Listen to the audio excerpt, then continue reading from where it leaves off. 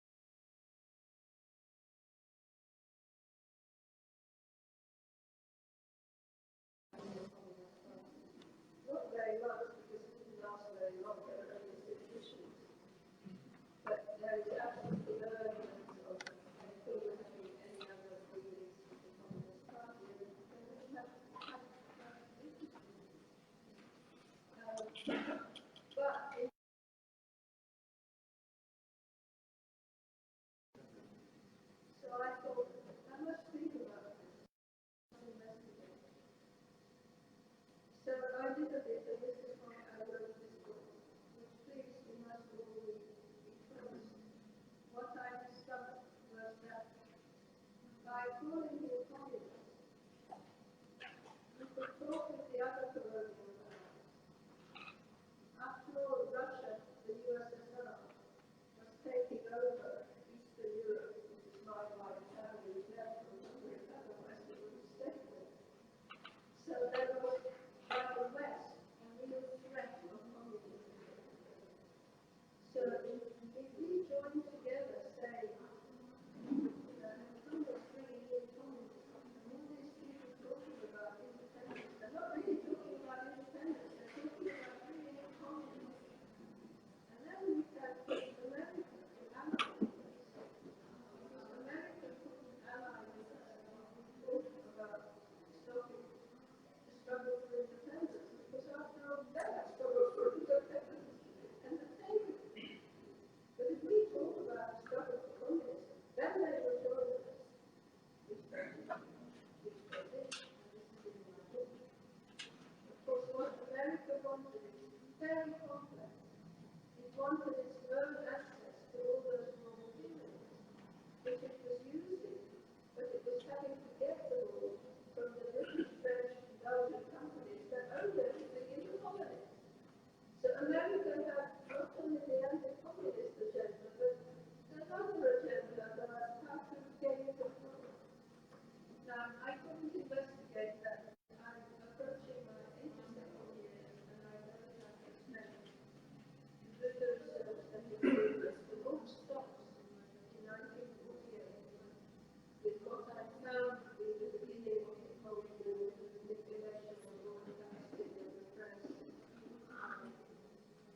and contacts by the CIA and so on. And I am sure that America, which by the way has spent $20 million to prevent the Communist Party in France winning the elections post-war, and nearly $18 million in Italy to do the same. So just spending a couple of $1 billion buying people off in West Africa would have made absolutely nothing, right? And then maybe they would get access to all the. So there's a lot of research that's to be done, and I'm not the one who can do it. So I am talking with the Institute of African Studies at the North, and with the Ghana Acquisitionist University's office here, about setting up a fund to try to get this research done. And I said, what I will do is the royalties from all my books will go into that fund.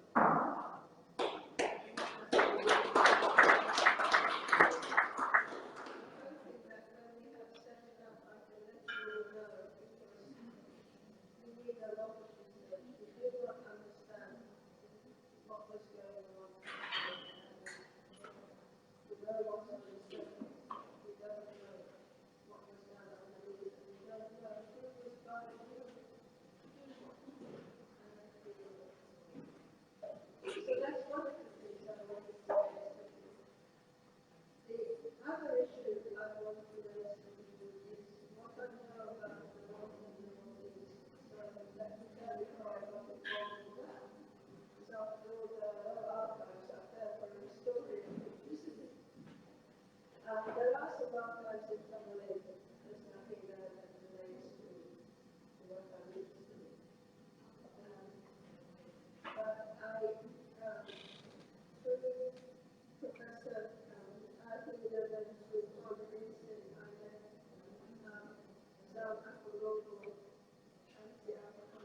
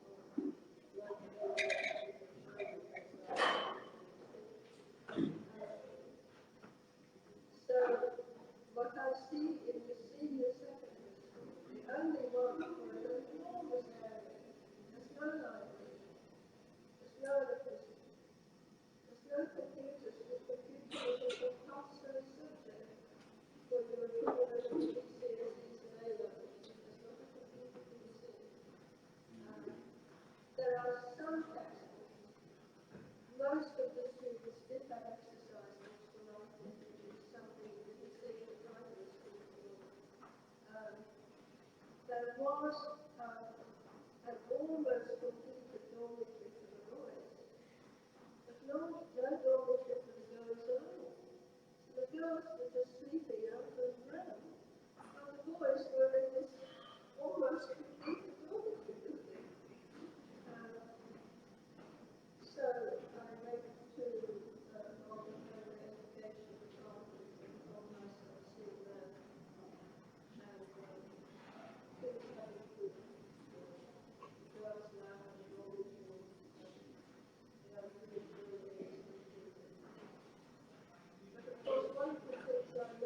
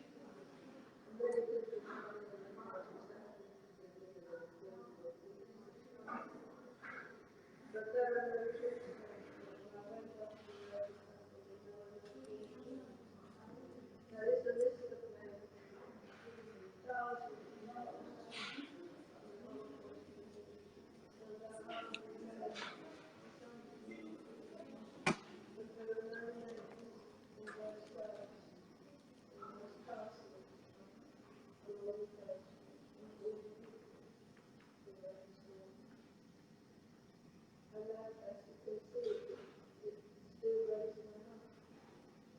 So there are people along the coast who are very rich foreigners. Now, I must add to that that I'm sure they didn't know how enslaved people were treated by the Europeans. So slavery was done as there was in Europe, everywhere.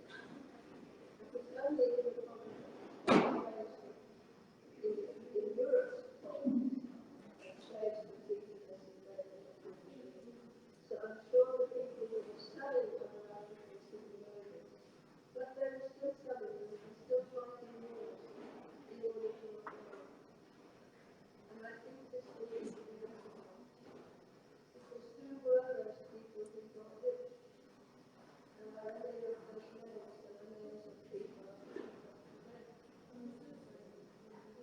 The other piece of African history that I think I would want to explore to see what is going on today is when colonialism came.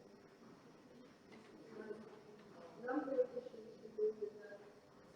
The boundaries of what were called countries drawn by the Europeans completely ignored the native peoples and the customs and customs and traditions and legal systems and religions, everything. All they wanted was to make sure that they each had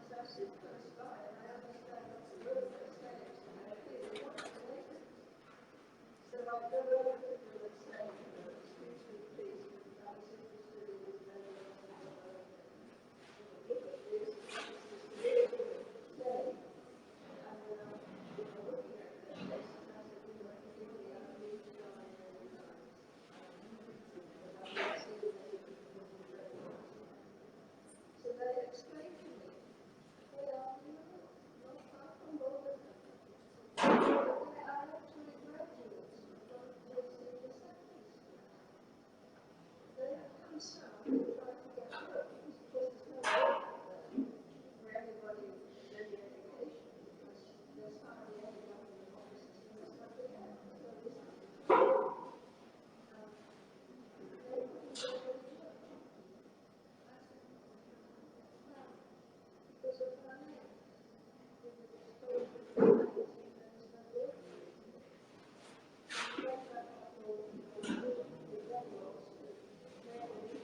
you.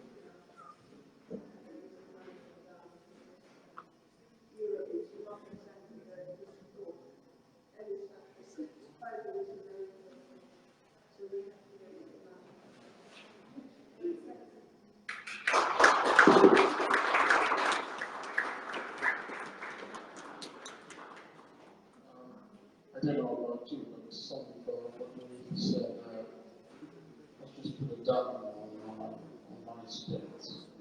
You should think that in this day and age, there are parts of our country where classrooms are hardly habitable in this day and age.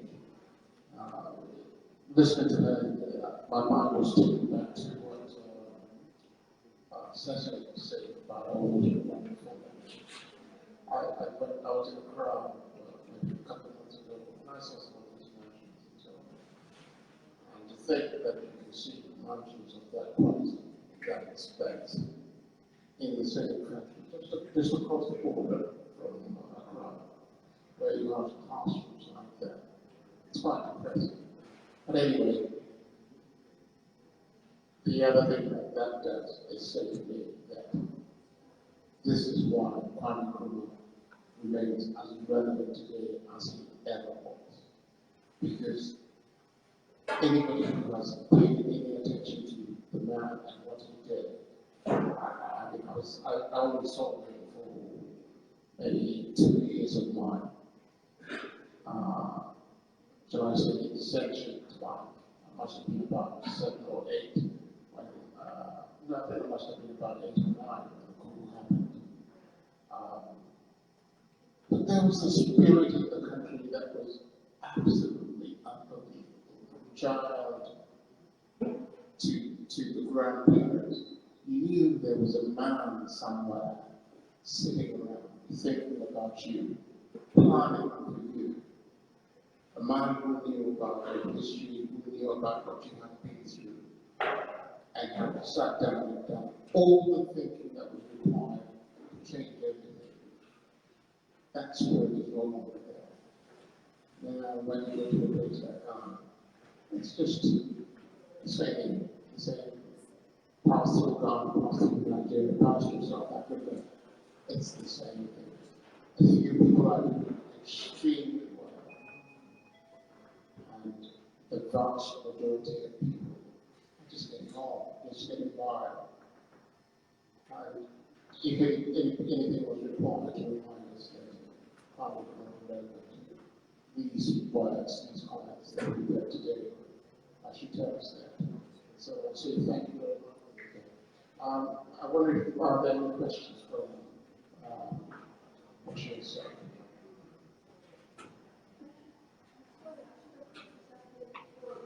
This was given to the senior secondary school when the bill was came back to try to restore buildings that they had been built. So I thought that we could do that so we could see these and I also wanted to tell you why I'm wearing this blouse. Because this is being done, this is being under Hungarian peasant employment, and this is what they would avoid in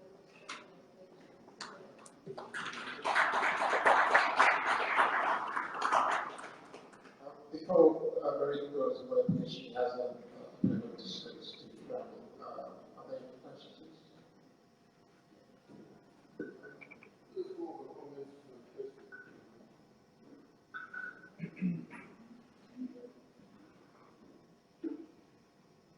Thank you very much. It is good to see, to hear from you as someone coming from the respect outside the country, and a bit of respect. And so, to thank you also, and to us for all my colleagues. Thank you for the excellent work that you've done to shed light on a particular type of our history, which the Western world wants to sort of suppress. And I think you are doing an excellent job of setting up this and continue with the research. And I think if you all of us support this effort, and to make sure that part of our history comes back, because it is our history. Can I just say about the North? It has to be set in context. During the colonial era, the British deliberately,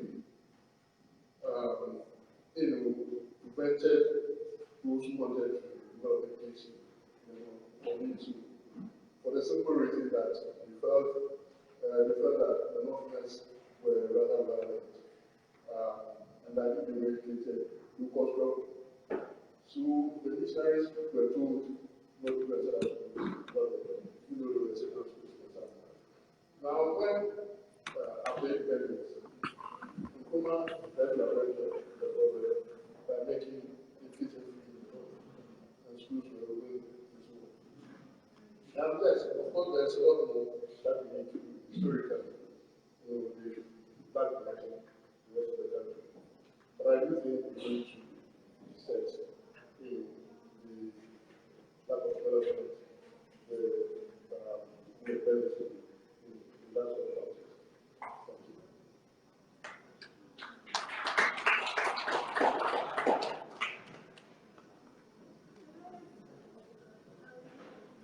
In Pandai, there is a Roman Catholic school, which is in very good condition and has been very well looked after and has exercise books and textbooks and well-trained teachers. There is there also an Islamic school, which is also in good condition. So it's only the state schools there in the poor condition. And really, I think there were many kinds of attitudes to people because they were also seen as good labourers and then as good men to put in the military and the police and so on. So there were many attitudes, I think. I don't know if that ever really talked to them.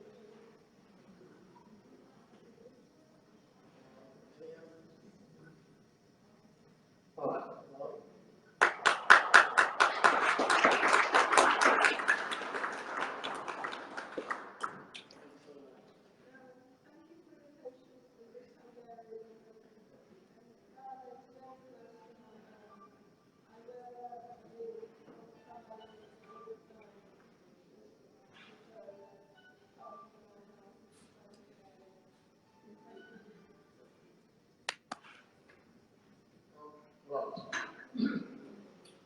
Before I call our next speaker, I'd like to read some thoughts that I put down just last night.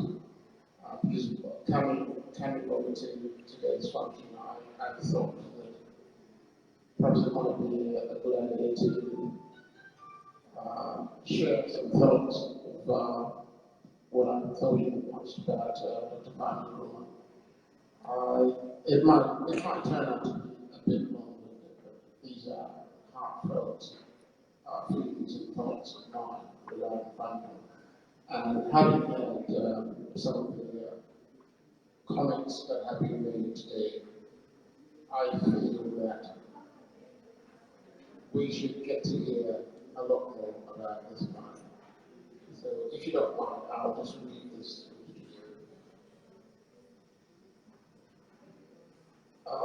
By some strange confluence of happenstance, a little sliver of an experimental nation state gave birth to arguably the most consequential African of the last 100 years. That nation is today known as Ghana, and the man I speak of is, of course, the son of Dr. Kwame Nkrumah. Nearly half a century after his death, and some 60 years after his onset when his ousted from power, hardly a day passes without Ghana in particular, and Africa in general, being reminded of his genius and foresight.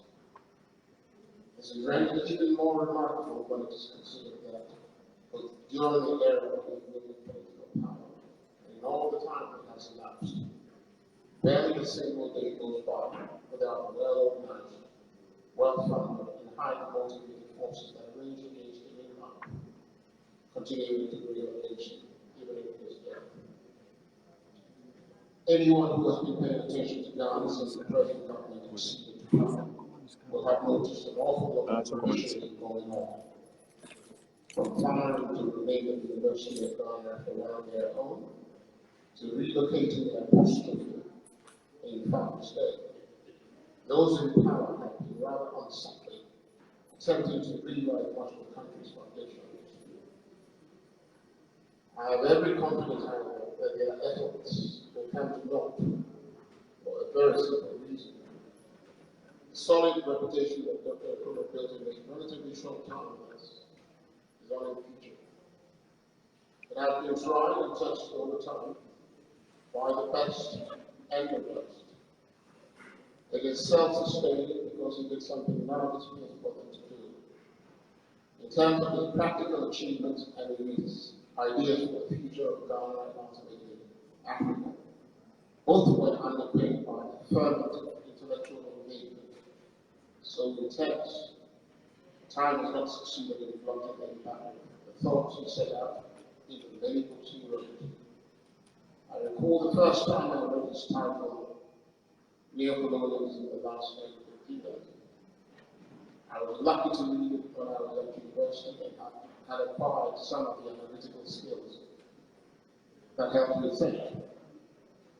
I kept getting goosebumps as he took me through the complex maze of connections between international capital around the world, entirely for its own benefit.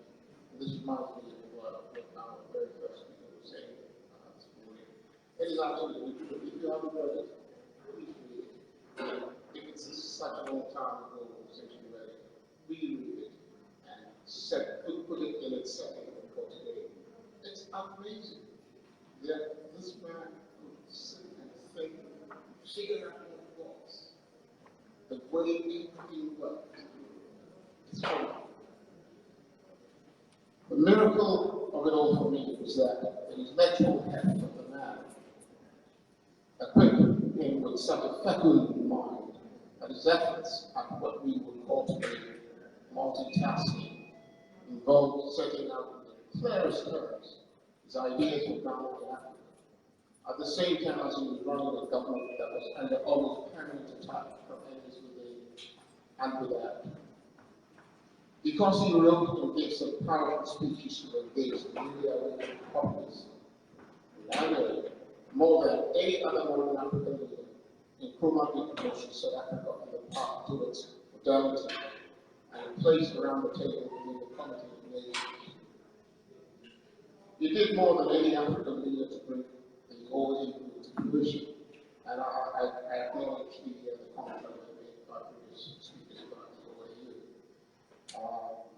Having resolved that Ghana's independence was the start rather than the end of African emancipation. Had the reactionary leaders, many of them mere agents of their imperialist masters, not impeded his efforts, the OAU would have been born as the AU, and the logic of continental union would not have been sold. Even so, I derive some point satisfaction when a few months ago the vital goal of continental free trade was initiated. Granted, it is only the start and may yet be frustrated by recalcitrance from within our nation, in cahoots with the ever-present imperialists.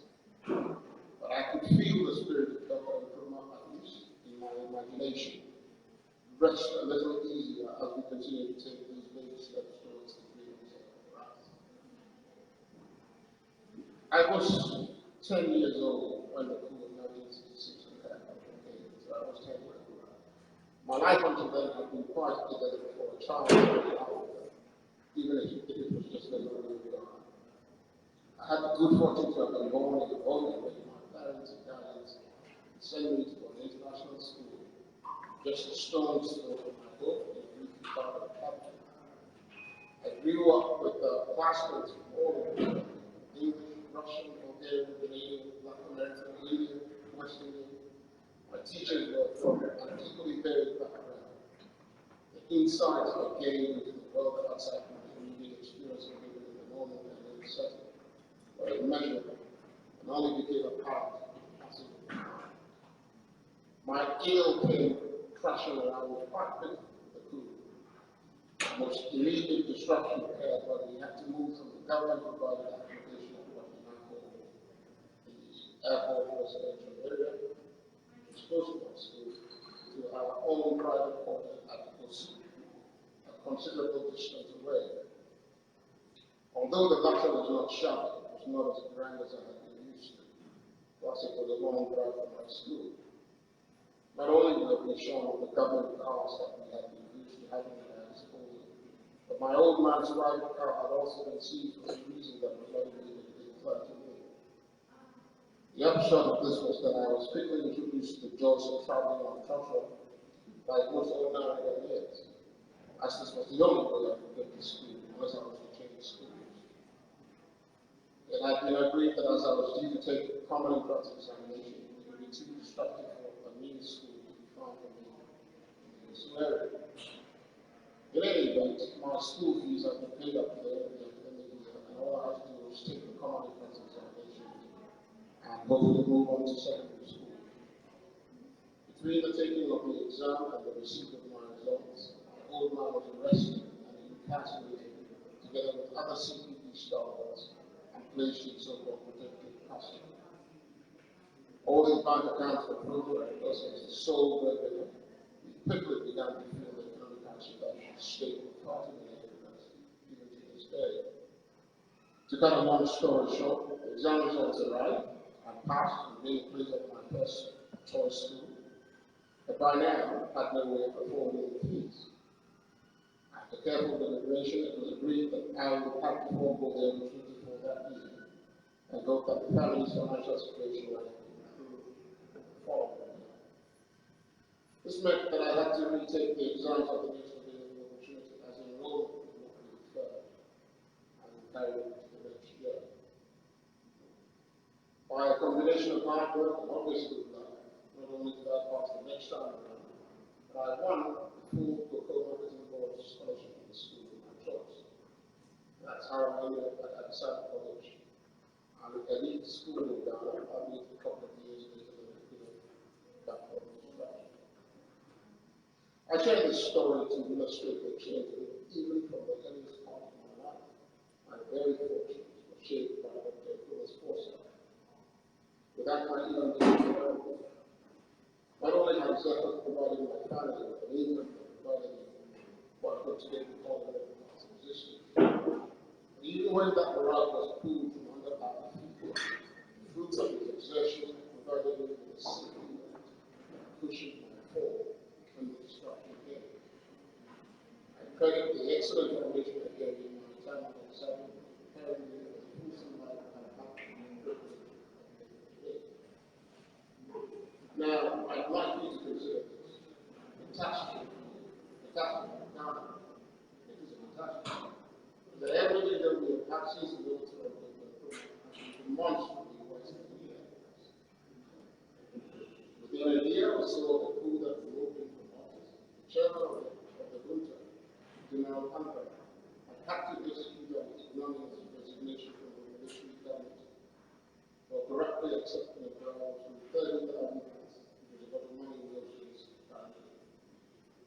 Some 3 years after their arrival on the scene, the military handed power to their chosen civilian collaborators, with whom the plot to remove Nkrumah had been hatched. That government, under Nkrumah's arch nemesis, Dr. Buzio, only managed to hold on to power for another 3 years before they had made such a passionate job of government that there was tribulation amongst them yet again, while the same military put them at their misery and described them as This was not before the Brazil government had settled one of the most destructive economic and foreign policy disasters of the country, came back to Congress and continued to do so. Never mind that the government and the military junta before them thought it was a good idea to sell the nascent industrial units that the government sold across the country and a fairly thought-through development plan to help industrialize the country. The disposal was undertaken not under a plan of their own, but in a vindictive effort to divest the state of as much of its productive capacity, to conform with the declared preference of the private sector and some ill-informed notion of free enterprise. At the time, of course, there was no meaningful private sector capable of doing much more than export raw materials and import finished goods. Yet that did not dissuade them from proceeding at pace, with much of the sell going to trades and promptly asset stripping what they could and drove the rest of the way to the ground. That's factories established under Nkrumah's plan. There was manufacturing anything from shoes, nails, island of sugar, tomato, canned fruit, something transistor radios, television sets, but still driving the coast down, and thousands of employees who spoke up in front of themselves in the new so-called free market. No doubt to ensure that this so-called free market would work with the position that the economic theorists had advised it would. The Louisiana government promptly involved the council. Not being an economist myself, I do not profess any deep insight into that American subject that sits on all our shoulders and renders sight of the sight of the moon and parts without warning. Nonetheless, insist on being taken seriously as a proper science. I hope that will be this year. I apologize for that thing that you. Perhaps because of that gap in my knowledge, I still haven't figured out all these years later what the devaluation was supposed to achieve. When we hardly manufacture anything, largely exported primary raw materials, the prices of which were put outside of the country, and there was no replacement development scheduled to ramp up production for export to these areas. Into this heavy mix, the Louisiana government offered to lower these for the billions in funds. Under Dr. Nkrumah's auspices, the notion of African unity had become evident, the origin of the coup, and the country appeared to have moved not only beyond tribal strife, but our brethren from neighboring states, Burkina Faso, then Angola, Ivory Coast, Togo, and above all Nigeria, have been free to live, work, marry, and live a life without a fuss. This had worked so well that a division of labor had set to the family naturally. Ivorians from Burkina Faso worked on the cocoa farms and helped in our world leadership in the crop. Nigerians, traditionally export traders, dominated our import-export trade and ensured a ready supply of everything from cloth to provisioning. It's worked so well that Ghanaians could inspire our school and education and weather the aliens from clients product trying to integrate African aliens on their own continent to regularize themselves and go back to their country. The upshot of this was that there was a sudden tsunami of departure from our economy, all these productive areas, leaving a sudden hole in the workforce that we were ill-equipped to exploit. Ghanaians didn't like the work from the cocoa farms, and the numbers that we departed replaced them. Our traders at night still wanted to experiment with the various working doing for generations. And much of the media work has been done for these so-called traders unattractive to their name. Cocoa farms were content with the front door of the farm production labor, leading to shortages of food, falling cocoa export and resulting reduction in extra chemicals. As if all that was not valuable, our Nigerian friends have been obliged to return over the very worst time possible, right in the middle of a raging civil war. No one knows how many of them lost their lives to the relocation that is achieved. And being nearly human, Nigerians are the believers. When we have well and truly trashed our country and fled to death in the 1980s, all that was required for them to face back in the same point was a fall in oil prices. Over 1 million Ghanaians were summarily deported to Nigeria amidst great hardship and substantial loss of life. Now, Nkrumah came to power just 6 years after World War II, inheriting a post-colonial economy, little private capital to speak of. He did not see full control of the levers of the economy until independence. He left less than a decade. They have laid down the foundations of the ground, self-confident nation, schools, universities, factories, farms, other developments, and ironically, made full provision for a private sector that will hopefully blossom and become a partner in development. My experience of Ghanaian leadership encompasses the tenures of the NLC, Lucia, and Kutuacha. I have a vivid recollection of how they were at the start of this period, and remember how they got progressively worse until I left the country in the mid-70s. I have not lived under any subsequent system, but all I can have is thanks to digital technology and social media, the availability of verified information is enough for credible assessment to be made without done. Of course, his detractors consistently allege that he sought to place government in charge of the entire economy, thus stifling the private sector. The fact that there was hardly any private sector control at the time of any decision confirmed did not dissuade him from making that ridiculous assertion then.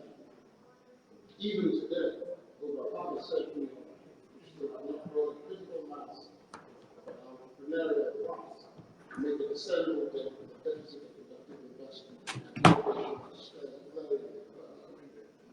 Now, to return to my theme of uncertain and promising question, I received a clip from a friend who's reported to be an extract from the class of our ethnic university. There was a CIA psychological profile. As a thinker, Kwame Nkrumah is a highly original, imaginative, and creative thinker.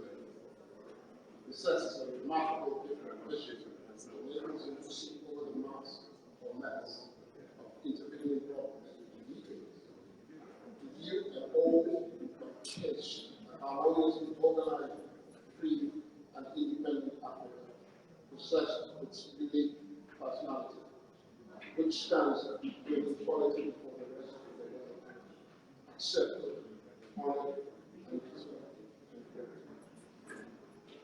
Now, in the era of fake news, I cut short of those writing that made very rights and the intelligence government community all the time. But what I can say, however, is that whatever the problems of that position, they is remarkably efficient in my perception of the matter. As soon as he had satisfied himself that the UBCC staff who had invited him to come back home had organized their own story for villages, were affected by poverty and desperation. He resigned and set about organizing a grassroots movement to pursue the vision which he had nurtured for the people of the Gold Coast. With no money and no financial profit, he had only the force of his personality, the clarity of his vision, and his ability to convey it to the ordinary people who speak. Undaunted, he went ahead and using all his powers of persuasion, managed to convince enough people to come with him on the journey to freedom, self-determination, and prosperity. I continue that creation for the man is born of my own inner sense of exceptionalism and leadership. One quality that distinguishes leaders who achieve members from the consumer. Now, soon after Dr. Nkrumah took office in all through his tenure, formidable forces rose against him within the whole structure which he failed. Washington and London axis engineered subtle external credit grabs, manipulated the world price of cocoa, that has been exported, so that there was a major shortfall in receipt, which was found a plethora of development projects implementation, promising to soon come to an end. I hadn't realized how much I've been writing on all that time I was sitting behind the computer. That Nkrumah was able to achieve anything at all in relatively short tenure of office is attributed to his tenacity and refusal to bow to the malevolent pressure from within and without. Quite simply, the debt was heavily stacked against his project from the start. Any hope of success in the carefully thought through policies in his power, sandwiched between the Prussian counterposition, his slower and violent vicious position, allied to a hostile, powerful government of the senior civil service, at home, and underpinned by a virulent external campaign waged away from Washington and London. The pressure was relentless, yet in the face of all that, not only succeeded in putting Ghana in the world, he held his still to the people of Ghana with such pride in themselves that for those of us who lived under his brief tutelage, who were convinced there was nothing that we could not achieve if we wanted to. For a tiny sliver of a country, Ghanaians are frequently punched about their weight across the planet. Often it is taken for granted that a little forcible, I'm sure, would persuade any of us of the debt of gratitude we all owe to the Nkrumah in my view, is even more relevant now than he ever was. For another reason,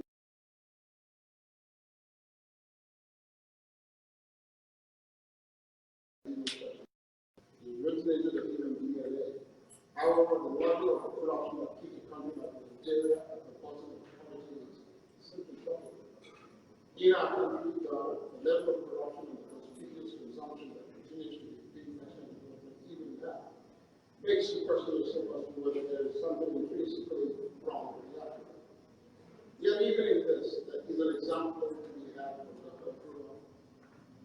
Notwithstanding the many superiors against the federal agencies with respect to corruption, not a single penny of illicit work has ever been traced to his name, and it has not been one to charge. So, ladies and gentlemen, a nation building enterprise based on a single stock, for example, duly updated for the digital era, would not only serve as a Africa and its people well, but it would be a fitting recognition of Dr. Nkrumah and all who stand. Thank you very much. I thank you.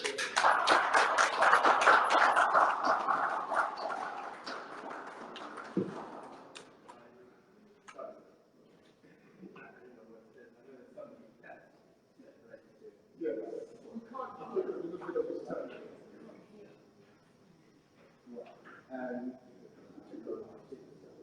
That's the issue with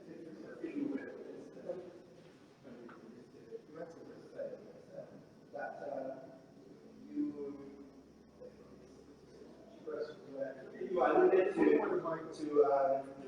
attempt to rename or but that happened, yeah. No, it's me. Okay, so I know limited about your issues, but so that's not yet. I also, that's the point I want to. So I also want to say to you that when you said you left Ghana in the mid-70s, and depending on going by what you heard, what's going on there, you missed out. I would say that you missed a lot.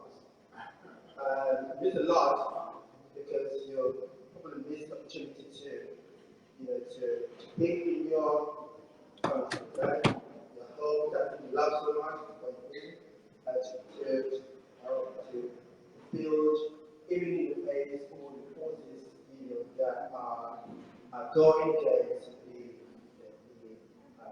philosophy, the ideas of the country. So you miss a lot. I think that's important. Nostalgia is also thank you. Thank you. Let me say to you that you're probably right, because I have quite a lot of nostalgic feelings about the country. I do have that, so I will accept that. I'll concede that to you. Right.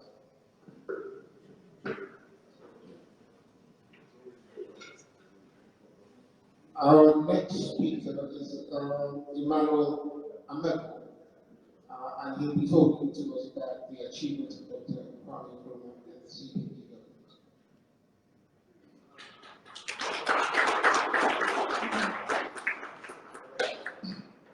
Thank you very much. Before I start, I think we have to say a big thank you to Dr. Kutira, and Dr. Rizzo from the US, who put this event together. I know Dr. Rizzo will be pleased over at the end of the session. I think they did a big round of applause. All the members of the CNMA management and others who have assisted as well. I bring you greetings from Elizabeth Kakambo. Elizabeth Kakambo is the widow of Solomon Kakambo, who passed away, I think, sometime last year. And I mentioned them because they have kept Pana books afloat over the years since the days of after the first publishers packaging. So they deserve a good round of applause. But I also want us to have a minute silence for Solomon Gambo. So join me in having a minute silence for him.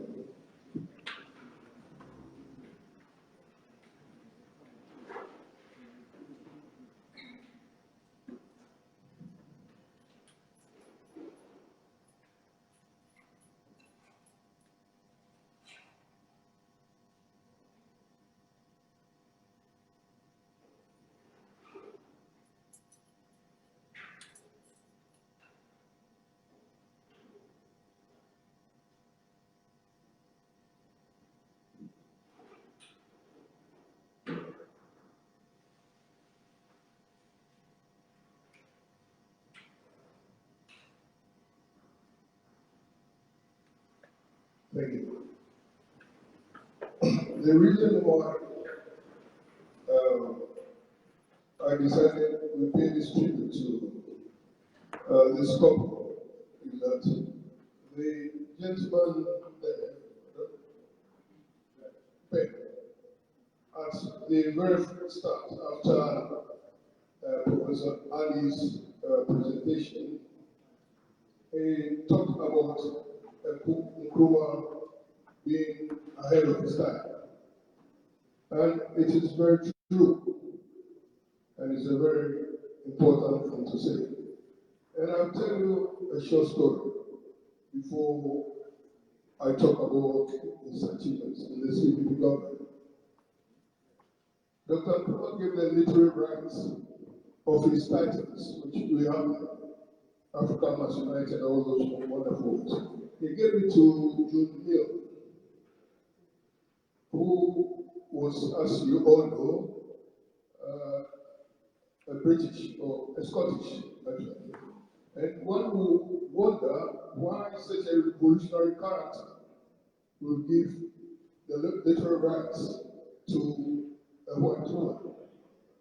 Now, it turns out that the vision Nkrumah had was that at the time when he was on patrol, he foresaw that although he intended his family to benefit from his works, if he gives it to the family, all his work, all the body of work that we have now, will surely be lost because they were nowhere.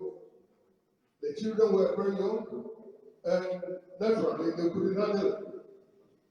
So he gave it to his secretary, who also was his biographer in the end.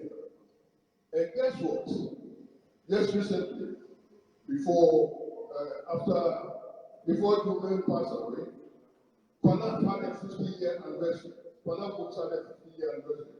And it was revealed to us that Julian's family has passed all the literary rights back to the family.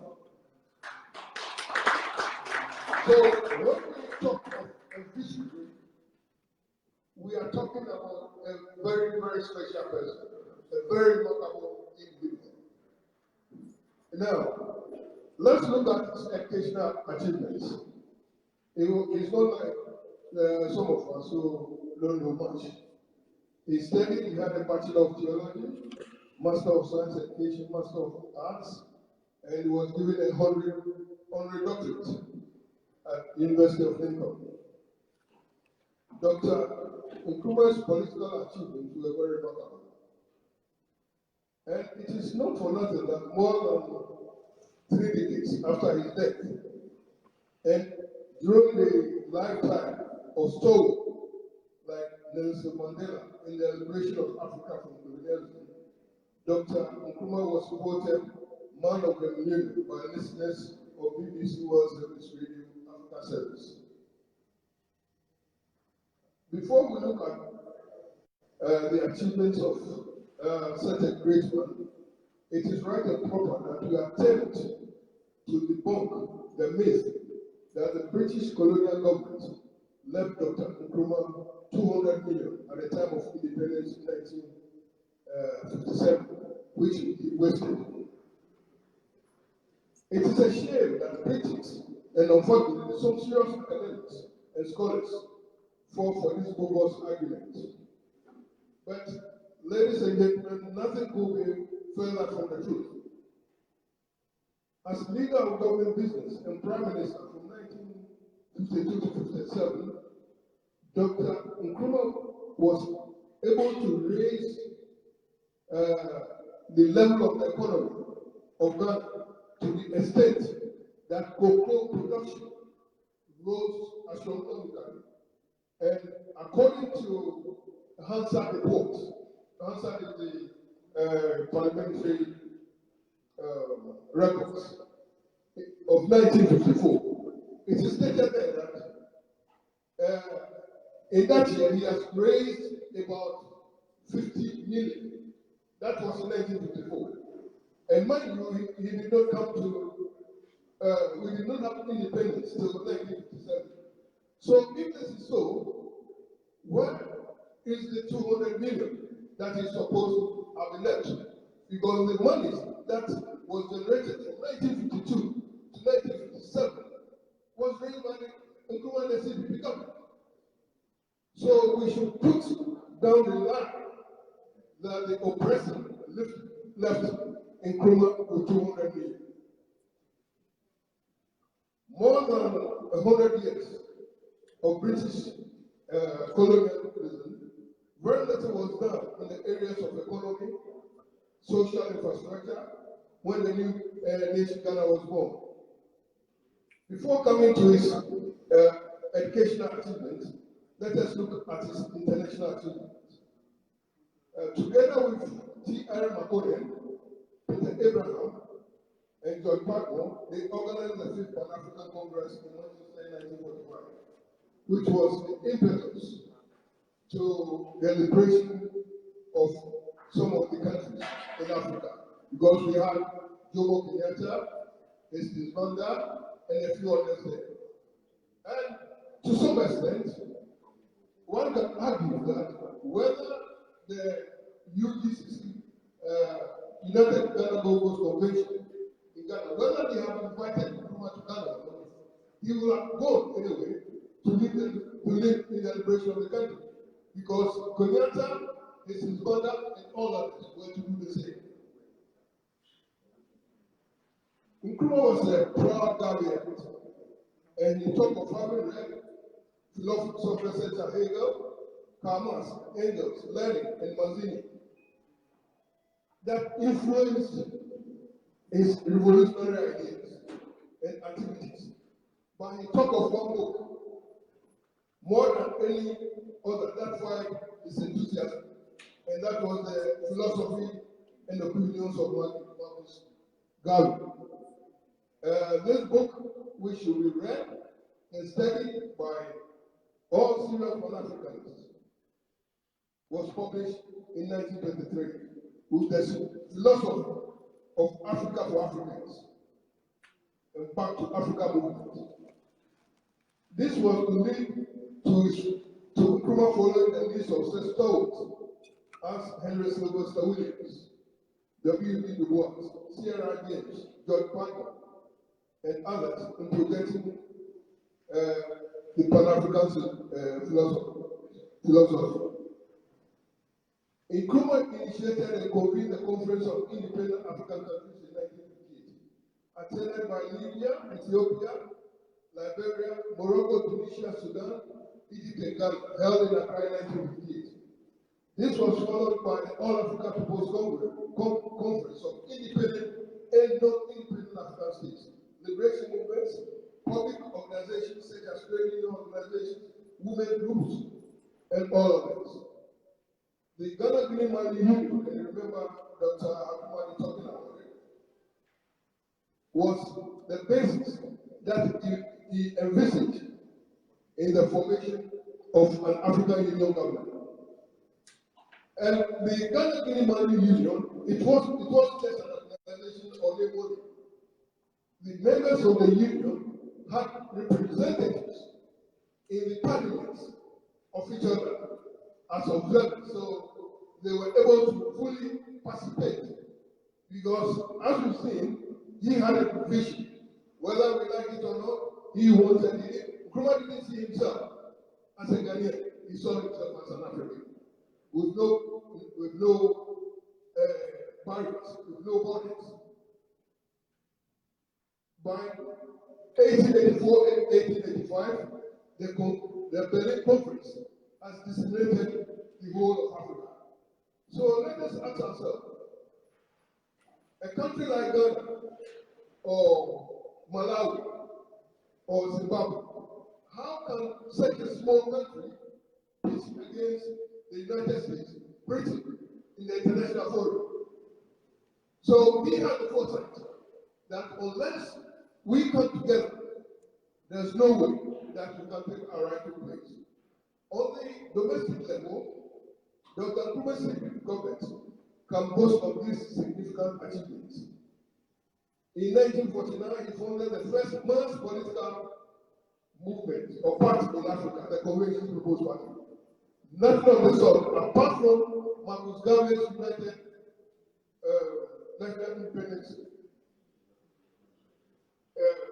United Negro Improvement Association, which was a very broad-based organization stretching all over the world. Apart from that, nobody till now has formed such a critical and mass-based movement as Nkrumah did in 1949. By 1958, his government had established the Ghana Airways at a cost of $400,000. And that serious amount of money, in partnership with the British Overseas Airways Corporation, now British Airways. Accra Tema Motorway, the first motorway in the UK, was built in 1958. Ghana's was built in 1964. Today, the UK boasts of over 10 motorways. Ghana is still left with the solitary one built by the Nkrumah's government. A complete new township was established with affordable housing for workers. These estates houses was replicated in other parts of the country. Accra had its share at Laboni Estate, Kanda Estate, Ringway, Osu Ringway Estate, Kaneshia Estate, Airport Residential Area. Not to be outdone, the Garden City of Fonse had its share in Patasi, Wadaso, Bokro, as well as North and South Central. Of course, this was all well planned as it was undertaken by State Housing Corporation, a forerunner to many state corporations, providing employment not only to Ghanaians but other African nationals as well. The establishment of State Transport Corporation, with its beautiful buses, plying the length and breadth of Ghana at affordable prices with luxurious facilities. The Ghana Railway Authority received massive investment, and the sleeper train from Kumasi to Accra and other areas became a very convenient mode of transport for the business community and farmers transporting their foodstuffs from the hinterlands to Accra and other major cities. Another major project was the Akosombo hydroelectric project that was built with funding from the USA. This enormous project was to provide electricity to power the enormous industries within it, mostly state-owned. Valco was one of many such projects established to exploit the bauxite that was being mined in the country to be turned into aluminium. Aluminium, as we know, is used in producing cooking utensils, roofing sheets, and many others. By 1962, the Working Happiness Project had been launched with the Builders Brigade and other state agencies at the forefront of the various agricultural initiatives in support of the farmers and other small-scale businesses. This led directly to the launch of the 7-year development plan. The Buita, for instance, built by the recent NDC government in the last decade, was a blueprint from the development plan of Dr. Nkrumah. This major economic development plan had at its bedrock a potential of plethora of industries under the Ghana Industrial Holding Corporation. Of course, no major effort to industrialize the nation can be accomplished without certain vital industries. So it was highly surprising that major industries were established, among them famous steelworks, paints corporation, glass factory at Aboso, oil refinery, distillery in Accra, football complex in Tema, sugar production at Asitwari, shoe production in Kumasi, matches production at Kade, pharmaceuticals, electronics, tomato factory in Wenchi and Walugu, cocoa processing, Akasanama radio factory. Silos were built for food preservation. Ghana cement factory in Takradi, meat processing factory in Boltanga, Ghana household utilities, second D, Efiekuma, jute factory in Kumasi. Culture did not lose out. Ghana film industries and the National Cultural Center was established in Kumasi. It is no surprise that Kumawu is leading the way in the Ghana film business at the moment. Thanks once again to the visionary, to the leadership and visionary of the Bazaar.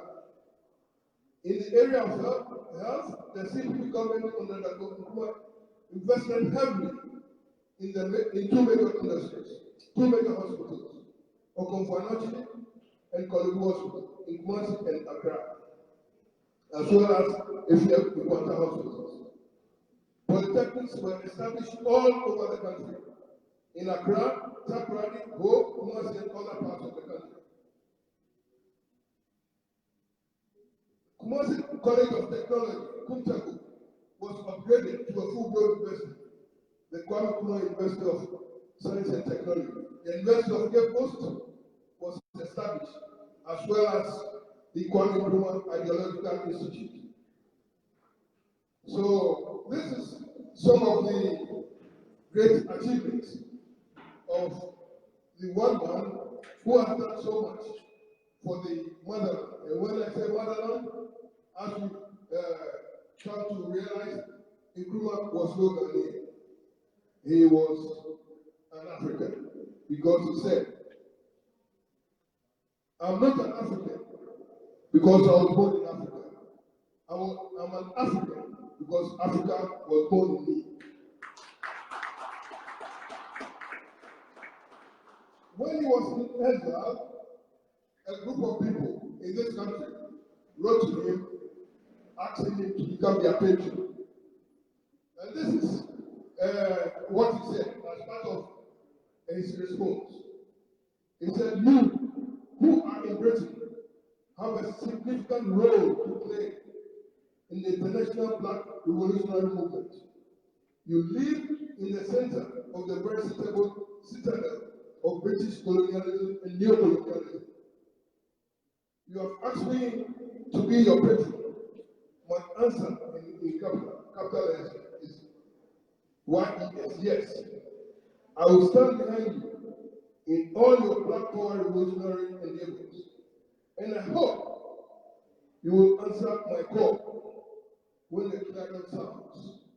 This is very prophetic, because we are gathered here today thanks to the NNA, and the clarion is calling, because the mother is in a complete mess. Thank you.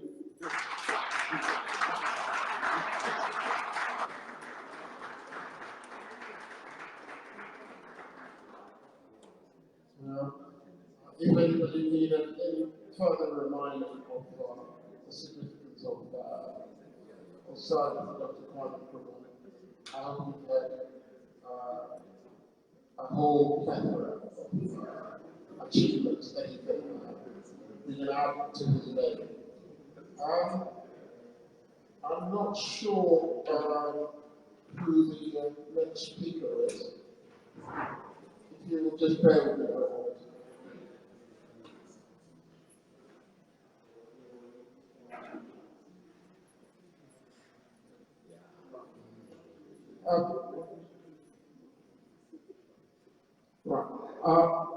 This has brought the first period to an end. If there are any questions that you wish to pose to the last speaker, Congratulations to the last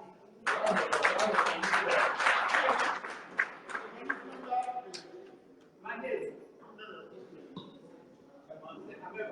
Mr. Alebo, Dr. Alebo, can you come back?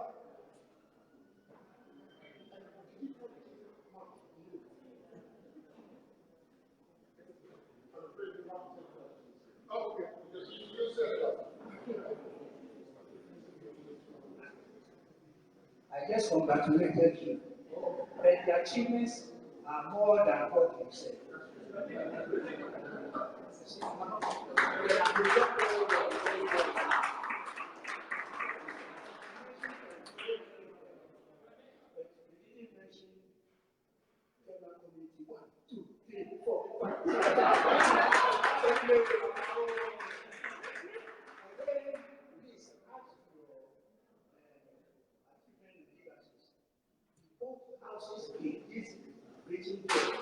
When I was young, I came to train here, and I slept in Nyanima hostel in the UK here. And again, United States, I think the embassy there too was bought by him. So please, we want to congratulate him and then ask him to add more. Thank you.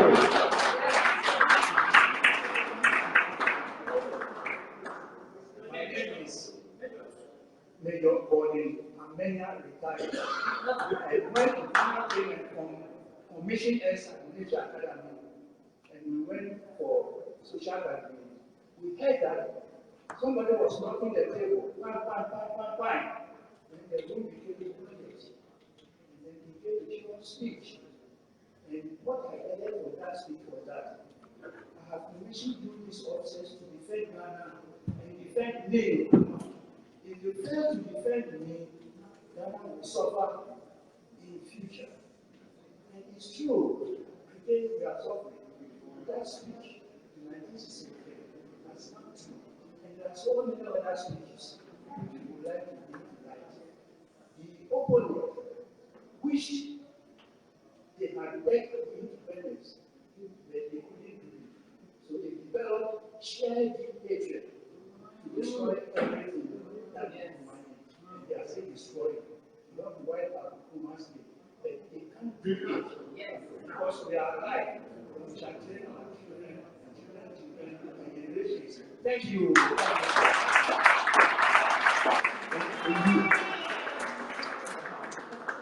Any other questions for the last speaker?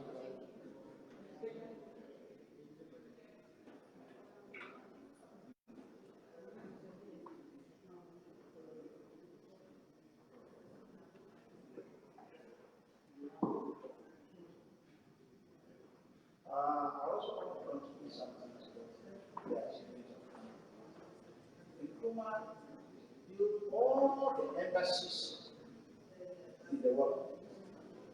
And when we go and see the type of houses that Nkrumah built for the Ghana embassies, you'd be amazed. In this country, he has over 200 houses that he built for Ghana.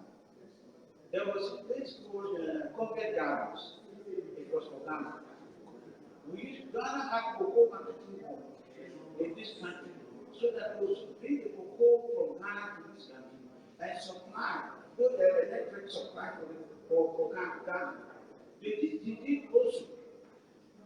He didn't mention of the rubber plantation in the Western region. There's so many things. I personally, I have done a documentary about him, which is about some tree. Which is going to come out soon. So for what we're saying, what you're doing is so amazing. I'm so very happy for what you're doing, and I'm really thanking you for getting this thing going.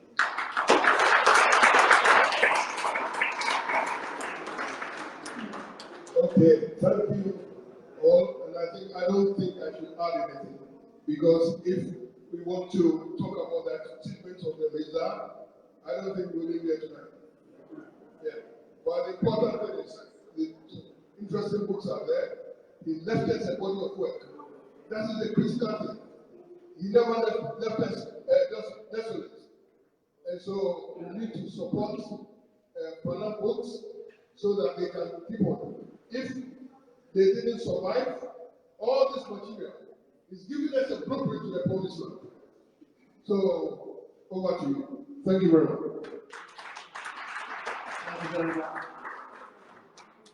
I'm handing over the moderator's position to the next gentleman for the next session. So thank you very much for everything that has gone on.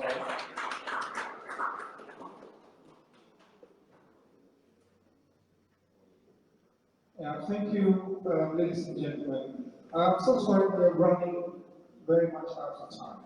So we'll try and keep the rest of the presentations short so that everyone can have a say. Now, you've all got the program. So I know it's 3 p.m. now, or past 3 p.m., but we are just on the second period. So please don't get confused about that. So I think I'm going to introduce Kofi Roberts, who will moderate the second period, and I'll pass it over to him.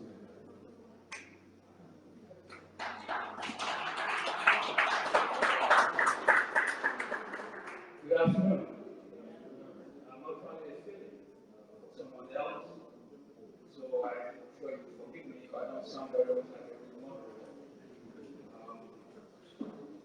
As was said earlier, we have to try to track our speakers.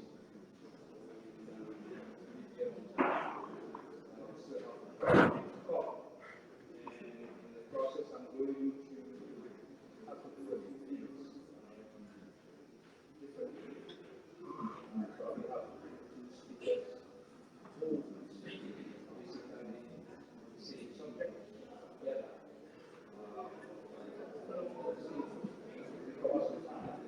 Anyway, so the first period dealt mostly with history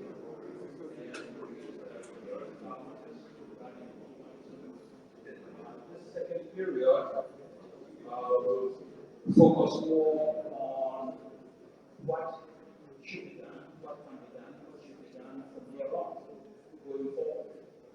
So without wasting time, I'd like to bring the two periods by bringing on someone who relates the period we are talking about, the Barcelona period. This is somebody who has a wealth of experience, not just from what she read or heard, and so I will call upon May Dunter, Mrs. May Dunter, to come over and share some of her personal observations with us. Mrs. Dunter is a barrister. Mrs. Dunter is a barrister, a banker, a politician, a fighter for women's rights, a practicing Christian, very caring and devoted mother, and independent friend. I almost feel her friendliness as she sits down. That's very well for her. She studied law at the London School of Economics and Political Science, graduating LLB, Bachelor's of Law, in 1959. Oh, not to go after hours. She was called to the English bar at Inner Temple the following year. She hit the headlines as Cape Coast. Cape Coast is one of the principal cities in Ghana. Cape Coast's first woman lawyer and the sixth woman lawyer in Ghana. The first president, Secretary of Parliament, appointed her as the first national secretary of the National Council for Ghana Women. She got involved in women's affairs in general.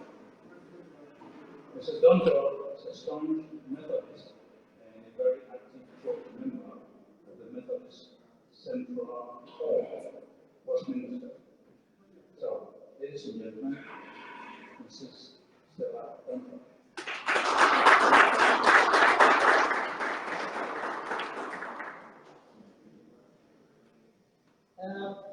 When Dr. Kofi Roberts called me and told me about this group that is the USA Promise Revival Group, I was very excited because I hope this group is going to remind Ghana and the world about the great man of standing for country. A soul to the judge, or yeah, David, now, if anyone of you here remember the answer, please answer me for Tobey! Tobey! Tobey! That's very reminiscent, because that's how Nkrumah always started his speeches at rallies. However, receiving a text to talk about somebody like Nkrumah, whom I've known from the scope of personal knowledge I have of him, means today is not my opportunity to say much about the man I have known as a friend and a father since I was 17 years old in 1950. Now, before you start taking your calculation to calculate my age, I am 86 years old.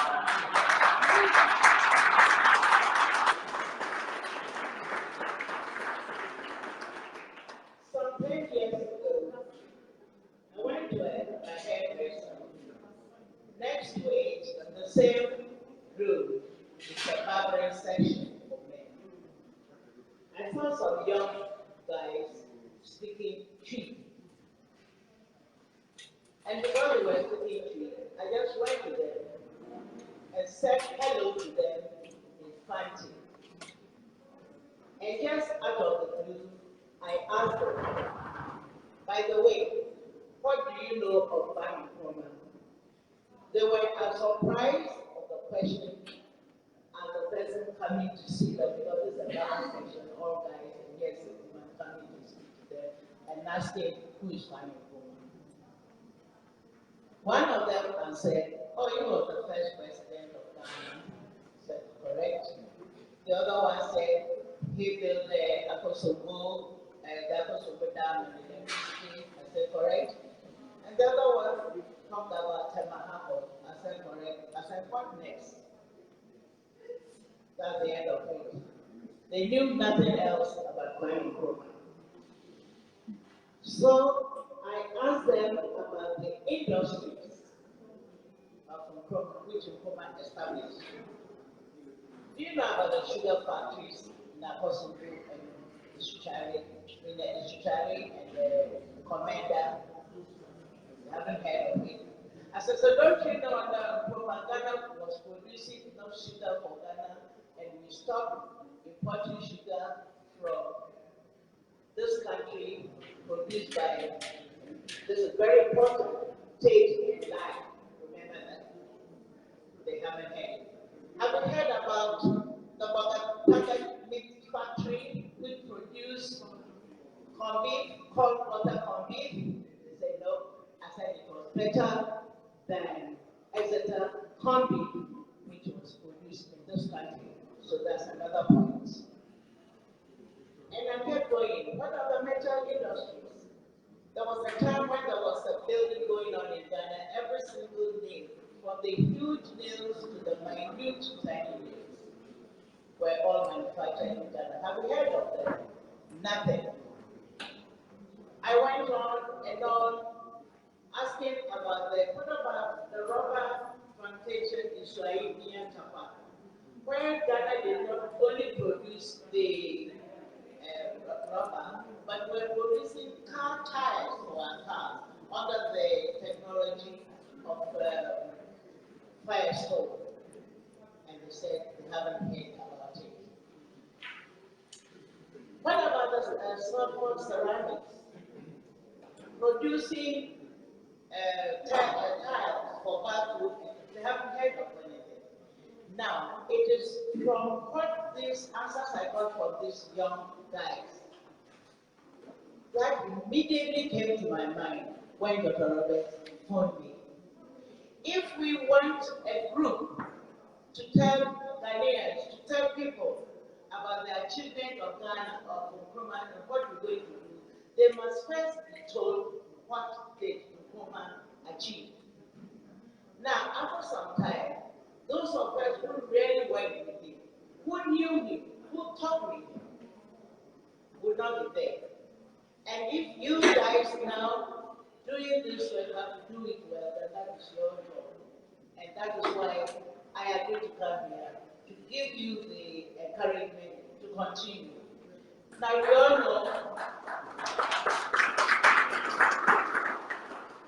know the young people really don't like reading.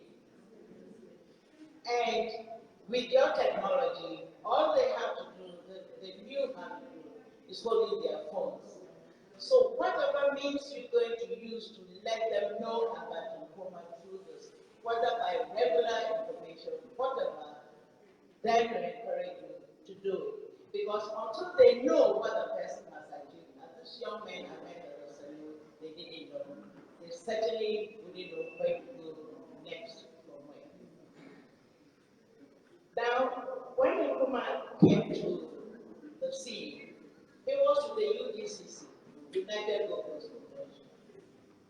At that time, with Dr. Dampa, Edward Akufo-Addo, William Kurata, Akwaide, and Roberto Vilante. These were, they were lawyers. The group was led by lawyers and doctors and businessmen. And Nkrumah asked them, where is the representation of the youth, of the common man here? And their answer was, they don't need the common man. They have nothing to contribute. And that was why Nkrumah left the UDCC and established the Convention People's Party in 1949. So as soon as I left school in 1950, don't ask me why, I don't know. I just found myself going straight to the meeting place of the CPP and started going to meetings. I remember the calling when I went. I was unique because I was the only person at that meeting who had attended the secondary school. Everybody there was either illiterate, macrophone, or some other not highly educated person. So it didn't take long for me to become a leader. And they asked, what's your name? I said, my name is Maisel Alaka. Oh, you are not Messi. I said, no, it's not Messi. I am Maisel. Okay, oh, Messi. So I said, my middle name is Stella. Ah, that's what you understand. So if you know me as Stella Alaka, it's because the market didn't quite miss it. That's why I said it's name Stella, because they didn't know how to call it the other way. And when Nkrumah came to the scene and established his party, and they called us Maranda boys and girls, it's because he thought that dealing with the people you are fighting for, independence for, must be involved. At that time, Nkrumah's first plan was acceleration of education. He had this accelerated education plan. And that was what he learned the cocoa marketing board scholarship to achieve. Now, the cocoa marketing board scholarship initially was just for medicine, engineering, accountancy, and the others. And I had at the age of 8 told my son, told my woman, the first African lawyer in West, the first black woman in West Africa, and I would one day be a kid. So I was going to be a lawyer. But the common Petitford had no law in this field. Fortunately, I saw the government gazette which said,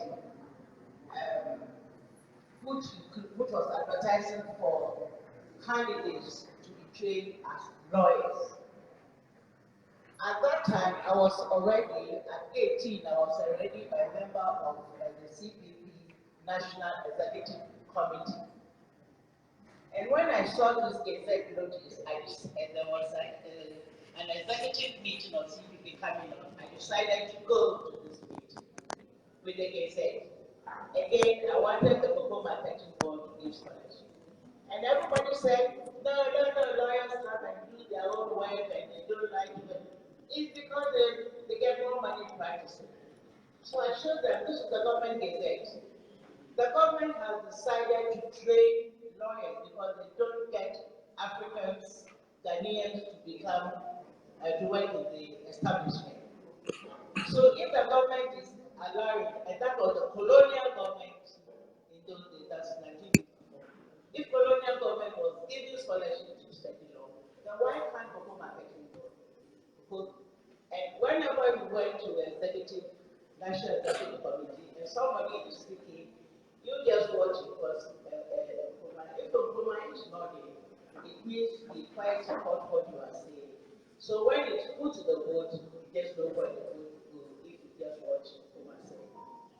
So when I was speaking about my scholarship for law, my Cocoa Marketing Board, the Kuma was not there. So as soon as it finished, they all approved, yes, Cocoa Marketing Board with this scholarship for law. At that time, I was doing my A-level at the Massey College of Technology, which was established to give people who had left secondary school but didn't have opportunity to do A-level. And the reason I didn't have opportunity to do A-level was I finished school at 17, and there was no, I was too young to go to do an A-level at the pre-university, we started only at 19.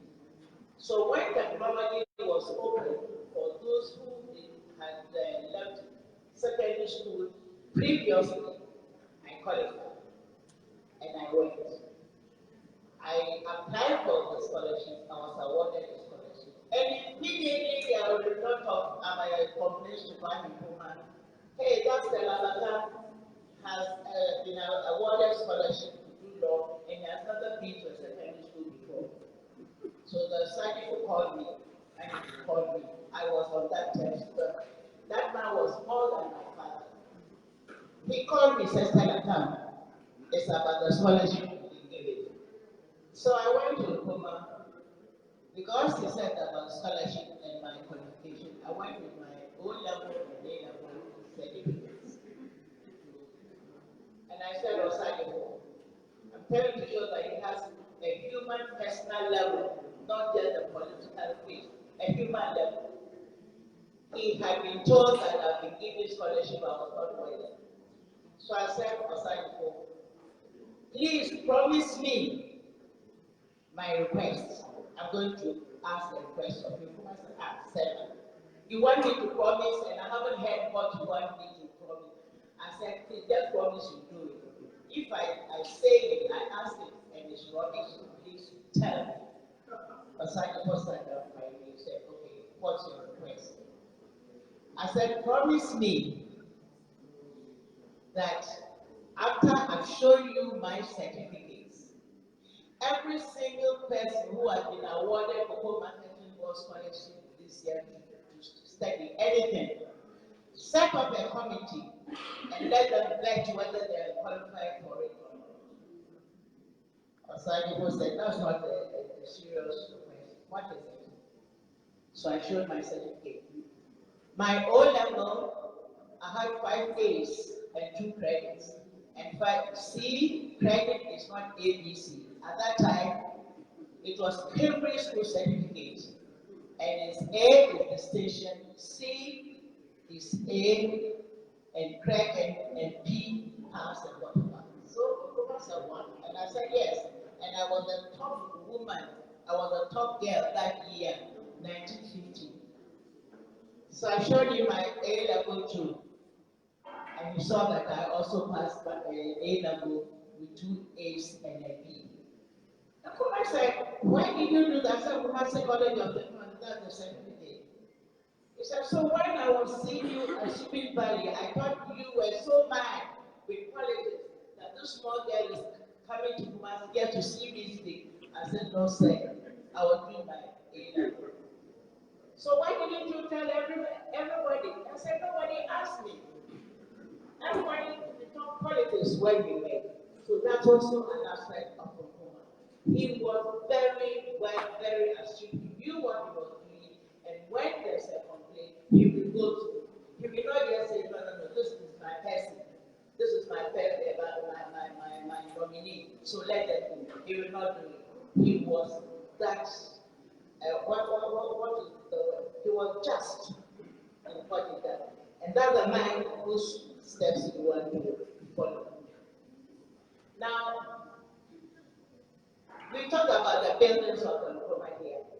Everybody seems to forget the main building here of number 13 Berkeley Square.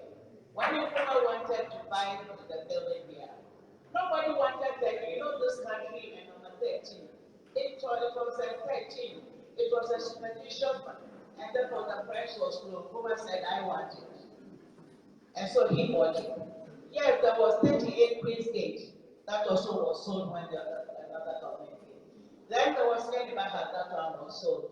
Then there was all the buildings that Nkrumah bought, he bought from Ghana. And apart from the Berkeley Square itself, all the other buildings have been sold, and we have nothing. So, you asked me to keep it short, I'll keep it short. But what I want you to do is that do not allow this present government, the Nkrumah's government, to rewrite history. The reason they want to rewrite history is that they have never forgiven Nkrumah for being the one to gain independence. They want to tell Ghanaians that Dampa his uncle, and the Nkrumah's uncle is David Dampa. His father is Edward Akufo-Addo, and his other uncle, William Okorata, that they brought independence to Ghana. And all Nkrumah did was to read the Declaration of Independence from the Queen. How gullible do they think Ghanaians are? But of course, if they write those things and nobody read them, if there isn't a group like yours to tell people that this is not true, sooner or later somebody will believe it. That's all, yes, they wrote it. But nobody complained. So these are things you must highlight. Even Founders Day, which used to be Nkrumah's Day only on 21st of September, they had wanted to rule it out completely, but I think the tremor of the country was such that they only removed the Founders Day and left it as one Nkrumah's Memorial Day, 21st, and has appointed another Founders Day, just so it will include Dampa, Kurata, and the rest. Of course, it includes Nkrumah as well. But that's only a ploy. What they are really trying to achieve is people to forget Nkrumah. And I urge all of you here that guy should not be allowed to be forgotten. Don't rewrite history. Just keep on. And whatever support you want for those of us in our 80s, still alive, still around, we will give you. But all of them. And thank you.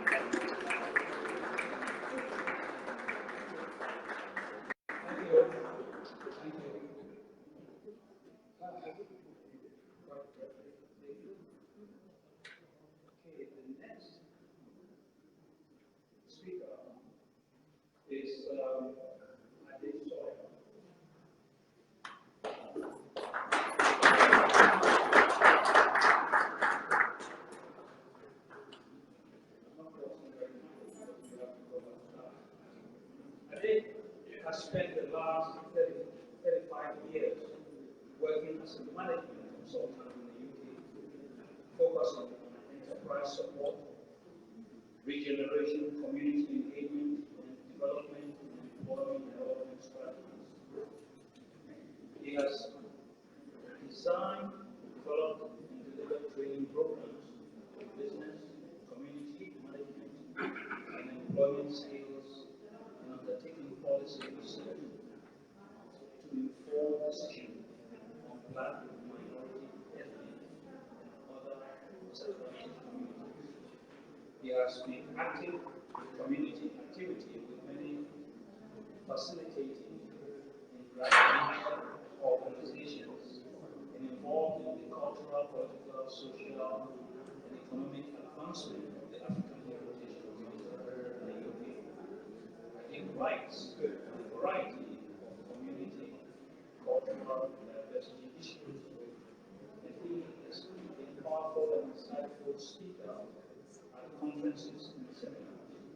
Ladies and gentlemen, they saw it. The title of his speech is Relevance of Nkrumah's Vision for Ghana and Africa. Thank you very much, and I hope that you are patient in listening to me. And what I'm going to try to do is to quickly read this speech, because I know that it's been a long day, but I'm sure we'll get there. Thank you. I start by asking a question, or questions. Will Africa ever achieve the potential envisaged by the leaders at independence? Will Africa ever rid itself of the poverty that continues to rack the continent amid all the wealth and resources that exist on the continent? The answers to these questions, I think, depend on whether Africa can return to the vision of one man, Kwame Nkrumah, declared during the fight for independence. And across the parapet, I see the mother of African unity and independence. Her body smeared with the blood of her sons and daughters in their struggle to see her free from the shackles of imperialism. And I could see and hear springing up cities of Ghana, becoming the metropolis of science, learning, scientific agriculture, and philosophy. And I hear the mortals resound the echo and the rejoinder, seek ye first the political kingdom, and the rest shall be added unto it. Nkrumah started with inspiration. He was inspired by Agri as a young man. Nkrumah then responded to the challenge of the leaders of the Pan-Africanist movement. Garvey, Booker Washington, Du Bois, Sierra James, Ras McConnell, and several others whose themes and theories about Pan-Africanism have made an impression on me during his student and activist days abroad. He also had the opportunity, as has been recounted, to work with Pablo to organize the 5th Pan-Africanist Leaders Meeting. And in that conference in Manchester, it was declared for the first time that the independence of the colony was a legitimate extension of the Pan-Africanist cause. During this period, Nkrumah met and made common bond with several who were to become leaders of the African independence movement. Kamuzu Banda, Jomo Kenyatta, Obafemi Awolowo, Jaja Nwachuku, and others. The continent at that time was a poor continent. It still remains so. But then it was characterized by poor infrastructure, constructed to exploit the primary products and natural wealth, inadequate health facilities, few educational institutions, and a large mass of unemployed people. Our leaders were confronted with a colonial economy, low-value commodities exported in exchange for high-value consumer goods. This type of economy could not lead to sustained development. In those colonial freedom, Nkrumah's blueprint for dismantling colonization, he analyzed imperialism and concluded that political freedom, followed by democratic freedom and social reconstruction, were the prerequisite for development and progress in Africa. Nkrumah believed that African problems could only be solved by uniquely African solutions, and that every continent must chart its own path for development. The West had used capitalism to develop, and the East had used socialism to take its people out of poverty.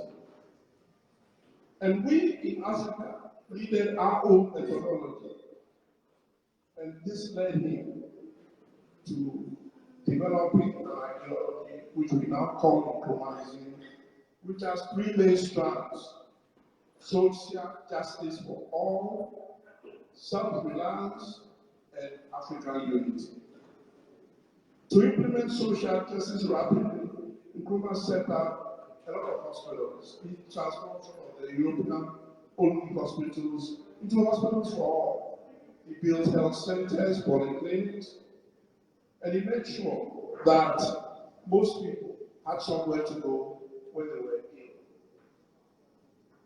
There were only 100 elementary and 10 secondary schools which existed in the 100 years of colonization.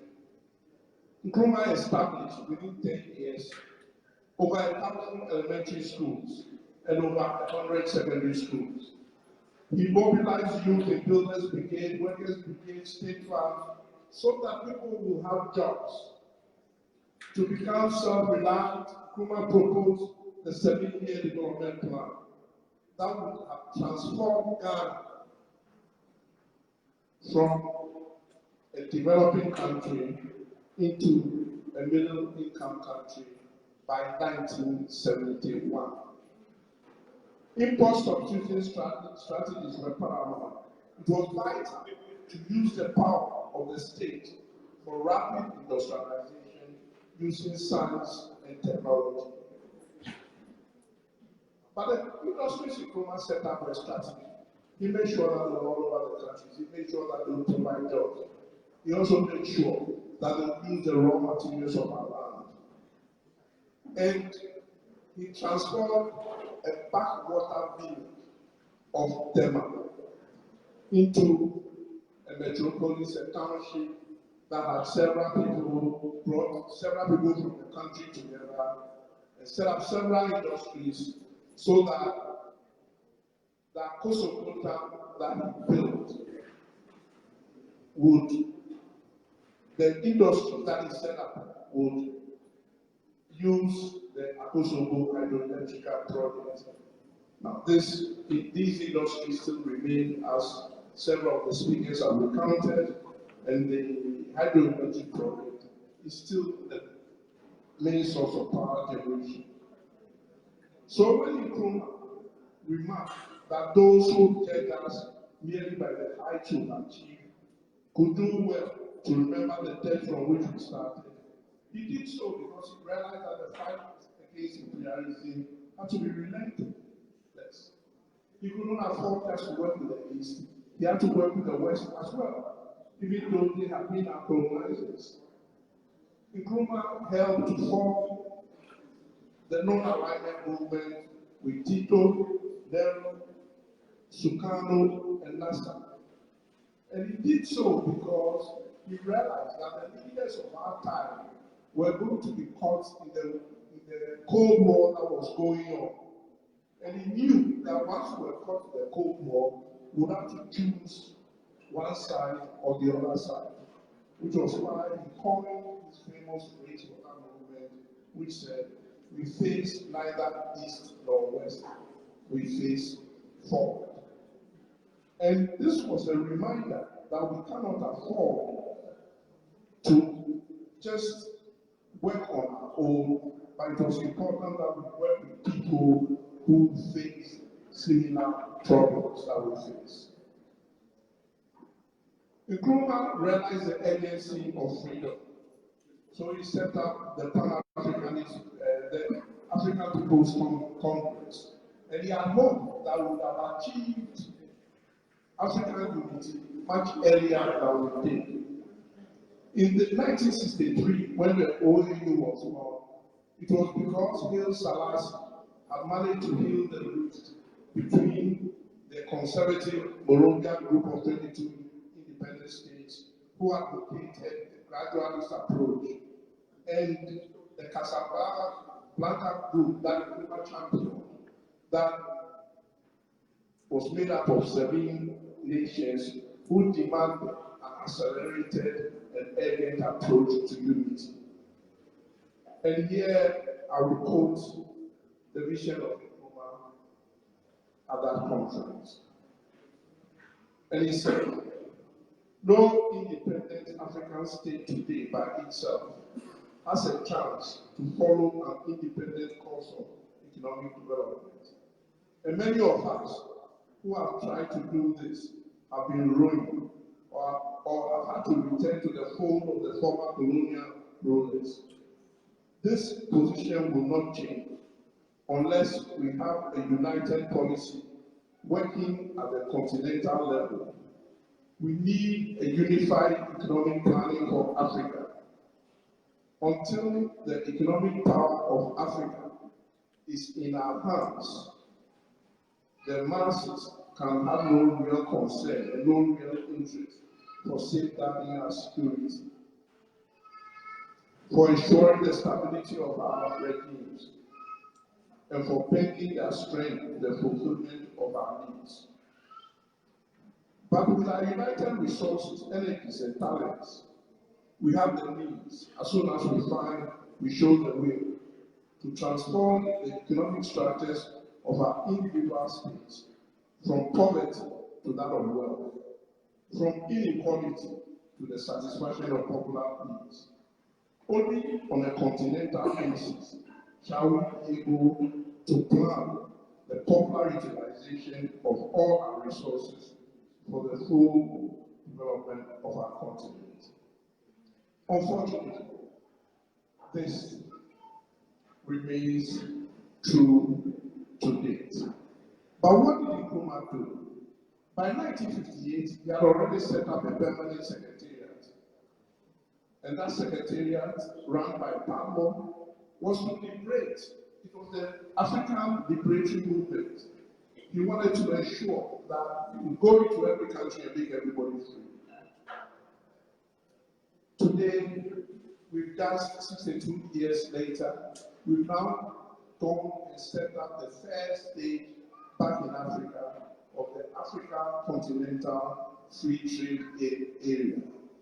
Just imagine what would have happened if we had set this up in 1958 as a visit by Nkrumah. The African High Command would have resolved all the conflicts that would wreck the continent and prevented the escalation that normally happens when imperialist powers go into resolving our conflicts. If we had the freedom fighters, we would have liberated Africa much earlier. And now, when we talk about the current cases of xenophobia in South Africa and across the continent, that would have been resolved long ago through the free movement of the people that Nkrumah had proposed as part of his vision. Nkrumah's vision of an Africa capable of pooling its resources was recognized at the time when he launched the Ghana hydroelectric project, because then he was talking about solar power, he was talking about wind power, he was talking about wave power, he was talking about power that would enable us to fuel the development on our continent. A united and stronger Africa would have negotiated a more meaningful, sustainable development goals for Africa. A united Africa would be better able to negotiate business terms with exploitative and authoritative capitalists, and will then have better value for our resources. Our huge population of 1 billion people provides us with a solid trading bloc, and intra-Africa and South-South trade will have made Africa probably more developed than it is now.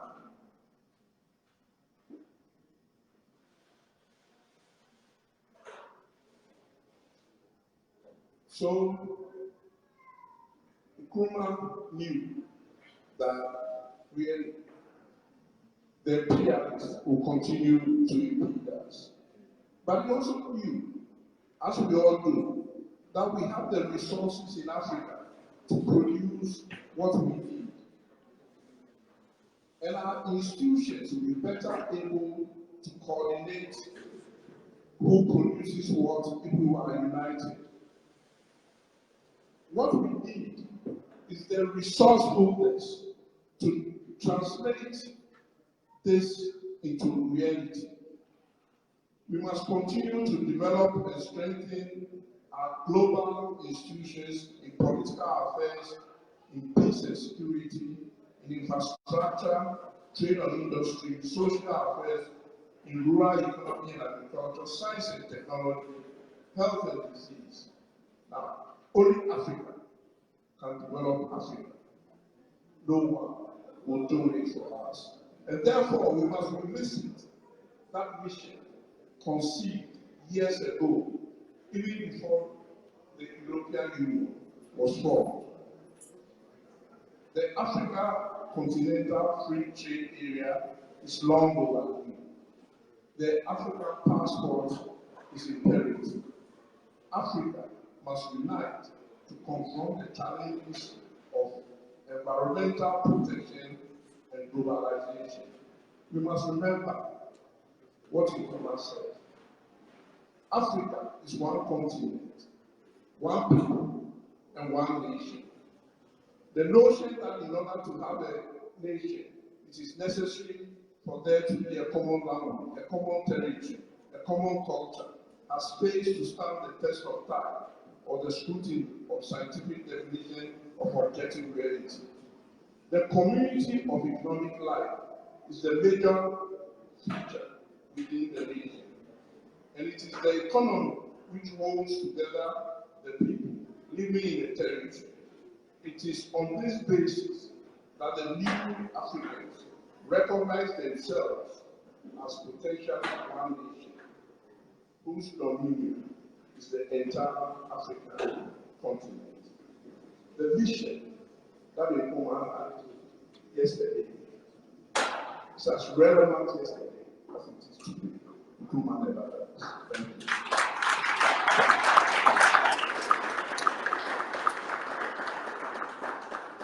Very inspiring indeed. Thank you. Thank you, excellent.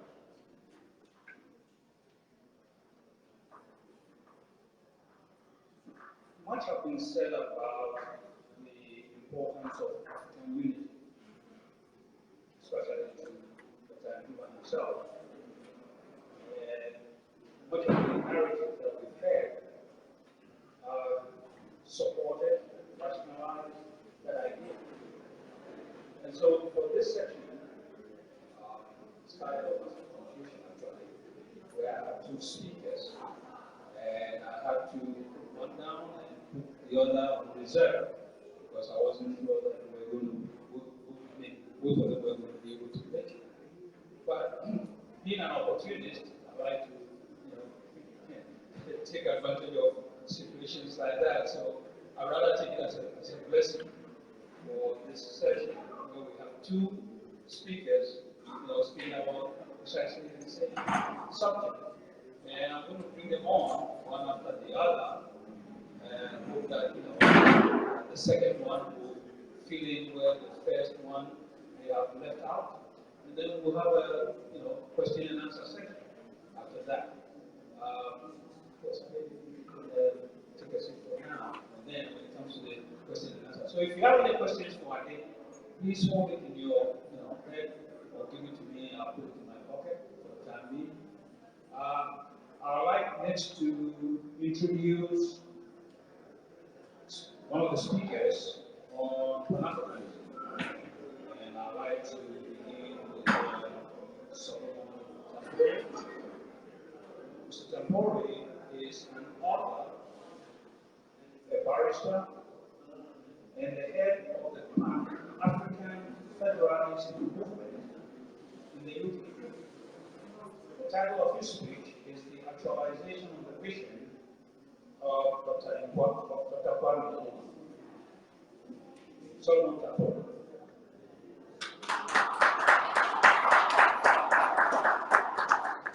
Thank you. It's such a privilege to have the opportunity to make a presentation on such a great occasion. The good thing about speaking last or close to end is that you will have heard everything that everybody wants to say. But the things all the speakers have said everything I would have wanted to say today. And so I have very little to add to what you've already said. Very little, because everybody talks about Dr. Kwame Nkrumah, everybody talks about his vision, everybody talks about his books. There is so much we can talk about. So much has been said, and it's almost as if there is nothing more to say. We have heard it all, and we've read all the books, we've watched the documentaries. The question now is, what next? Where do we go? And what do we do with the volume of information we have about the Kwame Nkrumah? The only thing we can possibly do is to carry out his vision to conclusion. That is all. Africa must unite. And the time has come for us to get it done. So, like I was introduced, in the UK, I am the head of the Pan-African Federalist movement. And so I'll be talking briefly about what the movement is all about, what we've been doing, and what we need to do in the next 30 years. It is a fact that all the 55 African states, those small pockets of states, remain on fire and will remain so until eternity. Because when in 1884 to 1885, the Europeans and other nations met in Berlin to partition the continent, they weren't joking. That meeting lasted 100 days, from November to February. They worked on the details. And so today we have 55 hopeless African countries. Not one single country is better than the other. You have to travel through the whole African continent, it's the same story. It doesn't matter where you go. You come outside of Africa and the black man and black woman have lost our dignity. We have no respect. And nobody's going to give it to us. We often forget that our independence was not given to us on the same path, we fought for it. So who is going to give us a united Africa on the same path? We have to go back to the trenches.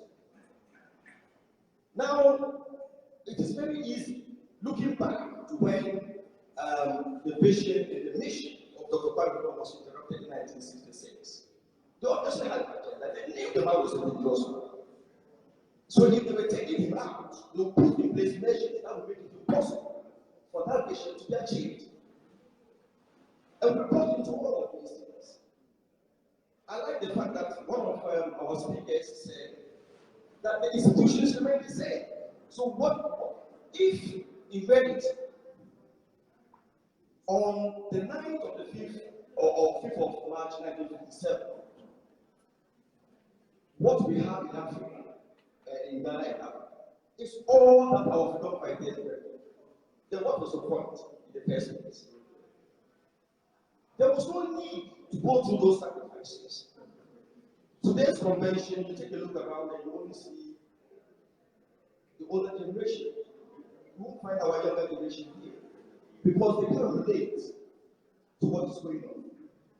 They have no understanding whatsoever the struggle that our fathers started and that which we have to continue. So in 2015, a lot of tired Pan-Africans came together and decided that, well, something has to be done and somebody must have a job. So there was a call for papers as to how we can overcome or how we can revive the African Unification Project. The call for papers culminated in a pre-conference in Accra in December 2018. It was a well-attended conference. I was there, and so were so many other people, including our own Sister Samia, the children of Malcolm X, Marcus Garvey, Obama's grandchildren were all present in the conference. It was a successful conference. We managed to bring on board about 300 African youth from throughout the West African sub-region. It was a camp. Some came from the north, through Burkina Faso, others to Togo, and then Ivory Coast, and they all converged like that. And I can tell you on record that those children were amazing. I'm talking about children at the ages of 18 to 22, 23, 24. They had an opportunity to tell us what they think and the kind of Africa they want.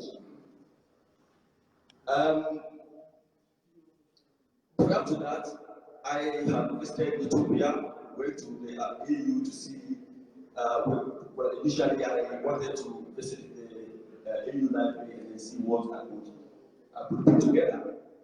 And I walked out of the AU, Congola is the most useless organization ever established in the history of mankind. It is. And I say that because prior to visiting the AU, I had already visited Brussels, the European Union, the United Nations, just to see how things were done.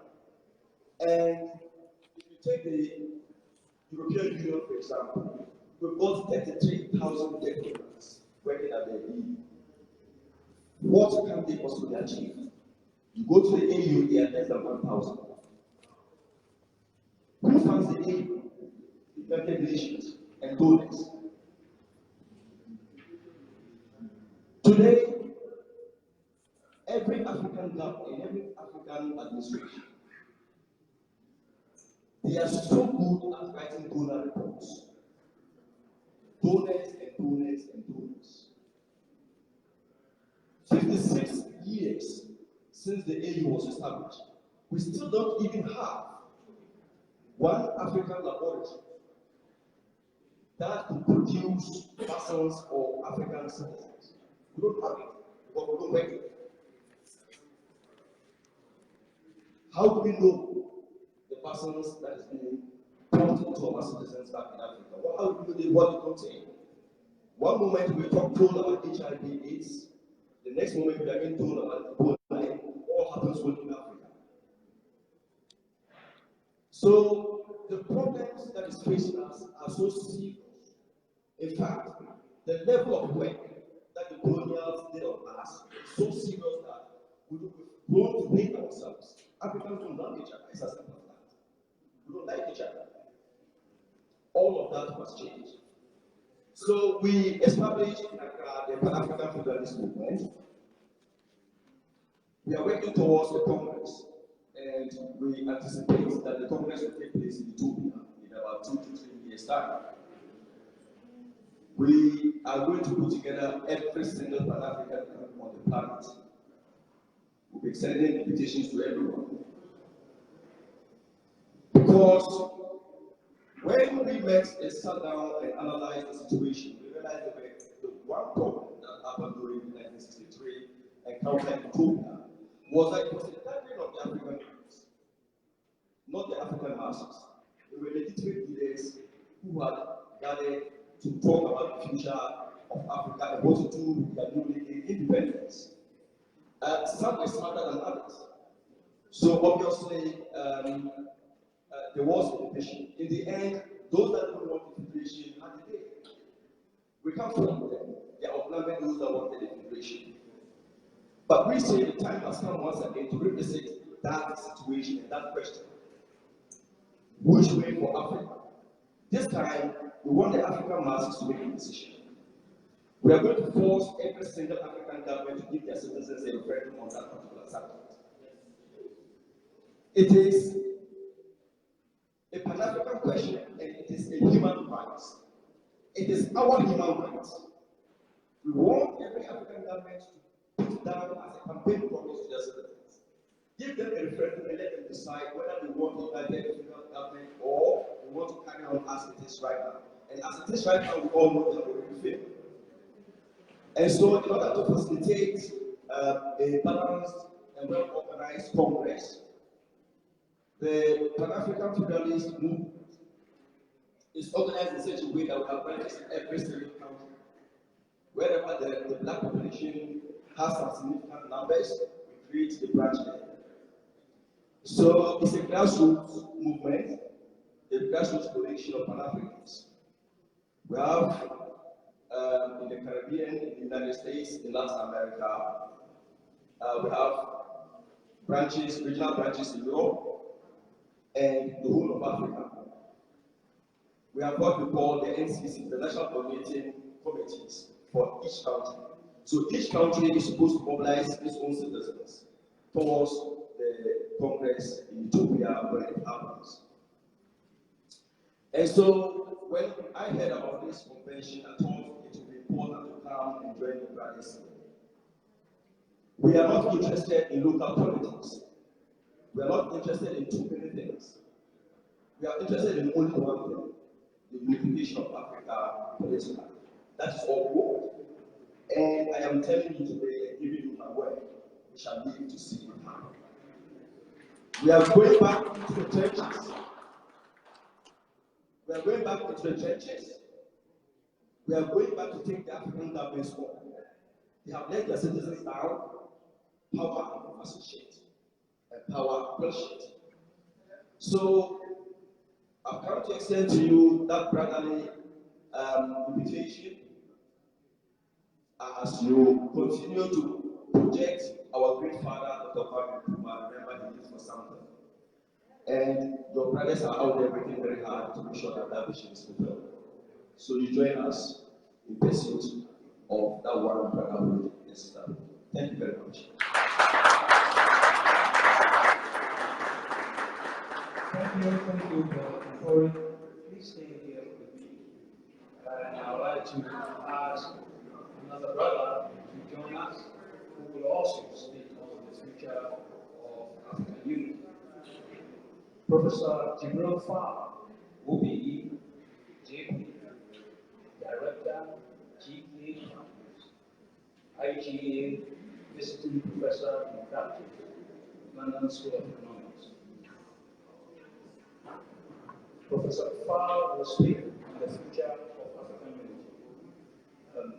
Thank you very much. I take the chance to thank my very good friend, Professor from Prague, who connected me with Dr. Roberts here. And it's a great opportunity and pleasure to be here. When we look at the legacy of people, especially in politics and social reform, you have to ask, how do you assess a legacy? And one possible is to look at the vision of the person, the action of the person, the failings of the person, and the spirit of the person. The vision of the person from Elder Emmanuel Amefu told the great vision of this man. It is the hindsight he had about human society. The insight he had about the colonial reality and the foresight he had about how social justice can be achieved. All of it formulated at the realm of old age dreams. You look at his failures, his mistakes, his mishaps, they were all ordinary. Nkrumah's failings and the worst accusations you would put to him are all ordinary failings, nothing spectacular. You look at his actions, his promises, his programs, his projects. As we've been hearing, you start listing it. You fail because you miss out. I will add in my work that you missed out. Atomic research. His actions are extraordinary. You look at his spirit, and this is where I think the spirit that matters. His spirit, in my own observation, what we find is what I call hyperactivity of the community, hyperactivity of the progressives. That's what I see. What else do I see in his spirit? That he did not necessarily have time for self-reward. I had the chance, we have Macy, Madame Macy, Madame Stella, give us testimony, personal testimony. I've had the good fortune to interview several people who knew him. And they said, you know what, if he wasn't employed, he wouldn't even get married. Because his reward was the big prize of social justice. You accused him of so many things, but you could not accuse him of corruption. He had 52 farms. That's what he had. And a bicycle. He couldn't drive. His reward was his foresight that he had. Now, what can we do with this legacy for the future? Many of the problems that he faced and his work faced came down in the realm of politics and the vulgarity of competition for power. And despite his deep understanding of political philosophy, you would have to say that on the politics, in many cases, his opponents and his enemies beat him. That's why he was overthrown and he died in exile. Though that hyperactivity, of course, it's almost impossible if you wanted to listen. How is this possible in a 24-hour day, in the 15 years or so that he had control? It's almost impossible. On the African unity, of course, he was not the inventor of the concept, but he took it, he understood how you could translate it. My lesson is that he was pluralist in his approach of getting what is the goal of unity. He was not interested in unity for the sake of unity, but what is the goal of that unity? This is analysis as right. That he's saying it is in this strength of unity that we will have the power to transform ourselves. Today, about 1 billion people, Africa, there are more Chinese and more Indians than Africans. And outside, there are about 170 million. But if you take the GDP of Africa is roughly the same as the GDP of India. It's about 2.6 billion based on 2017 numbers. China, of course, is 12.3 billion. It's trillion, so it's 5 times more. But there are 2 other countries that have the same level of GDP as France and the United Kingdom. So Germany is $1 trillion, have $1 trillion every year more than all of Africa put together, including Nigeria's 375 billion, South Africa's 350 and Egypt 235. The only group of countries, so Nkrumah's analysis that size and connection matters is true. But in the past 50 years or so, we have seen that that does not exclude the possibility that you may be small and still successful. Of course, UK and France are not typical examples because they are living on the legacy of tech. But there are countries that have emerged out of that. I am slightly more optimistic than you. For very many years, the African Union, I consider I tried to work with them and I failed, and I didn't waste my time. But in the past few years, I have seen some commitment to resolve. Of course, they have a framework that is if you see it, it's uncompromised. The problem we face almost everywhere is the failure of practice, or failure of implementation. And for me, I go back to Nkrumah. All of this achievement we're talking about, the imperialist was undermining it. Guess what? The CIA was on his case. Everybody was on his case. And this guy is performing at superhuman level. So that tells me that I have no excuse to be pessimistic or to be defeatist. It is about getting enough people in different realms, not necessarily only in politics. I interview people who know, they say, oh, it's not only these things that matter. People used to bring ideas to him. They say, oh, football is important. They say, but I don't know football. I'm not interested in football. They say, beauty pageants are important. But guess what? He said, if we're doing it, let us be excellent. And let us do it. So that's how he walked. So that's the evidence I think. So the reality where we live now, the nature of the nation state is problematic.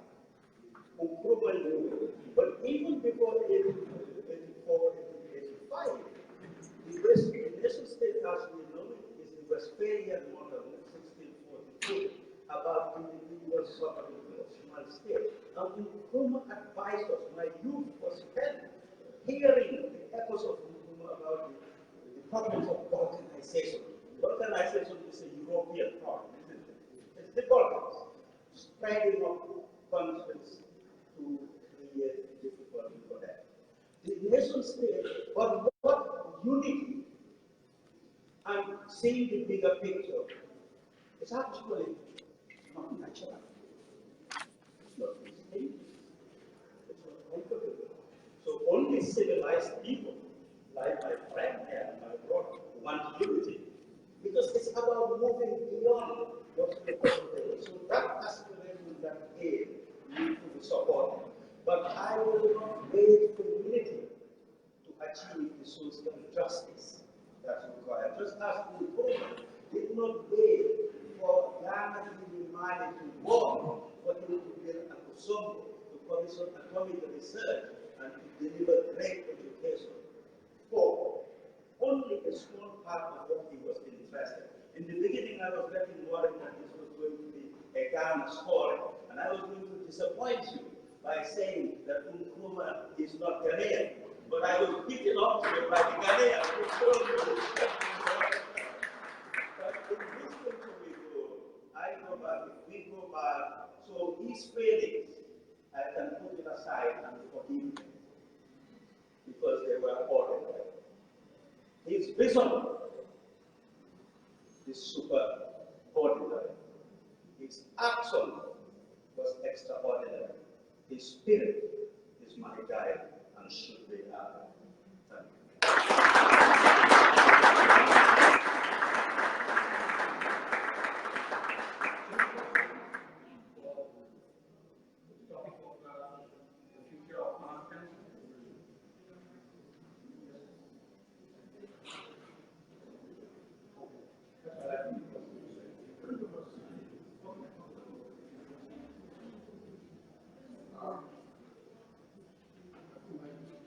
First,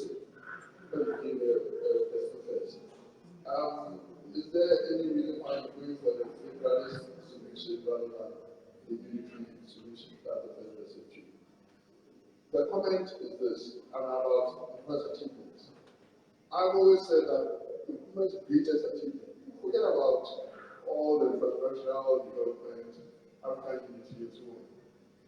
Nkrumah's greatest achievement was to give us Africans that self-belief that we could forge our own future, to determine our own future, not depend on other people to determine our future for us.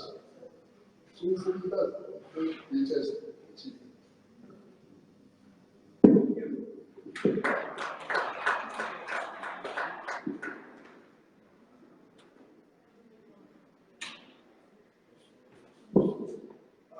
My name is Gabi. I already have a question. I just wanted to say that what the brothers here said is really, really important. We have, I'm from Congo, so I speak my mother tongue is French, right? You're from Congo? Jamaica. Jamaica. Well, that's the same. Africa, right? That's the same. We're Africans. And I just wanted to say that as the people, we have forgotten that we need politics. We need politics to change things. So what the program is doing, I think, is the right thing. We need to, to politics, to enter the political area.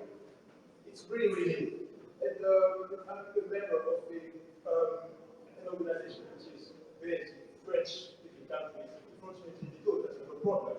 You have French-speaking countries, Spanish-speaking countries, English-speaking countries, and we can communicate. The thing is, in all these African countries, programs are the same. In Jamaica, same programs, same mentalities. In Ghana, in Congo, same mentality. So we need to work together. So that's the kind of thing we need to do. Work together. So do some politics, and don't be afraid of politics. And yeah, what the brothers were saying, now, what we're doing. I'm going to ask this question. So you remember, you're the head of an organization called Pan-Africanist Federalist Movement. I remember an organization called Pan-African Umoja, and how we work together. I mean, I would be interested in meeting you and doing something together. Because obviously some of us are more compromised, let's say, some of us are for more divorce, some of us are right? But we have one goal, which is to unite the continent. So how do we work together? Don't be afraid once of politics. We need politics, we need politics, don't be afraid of politics.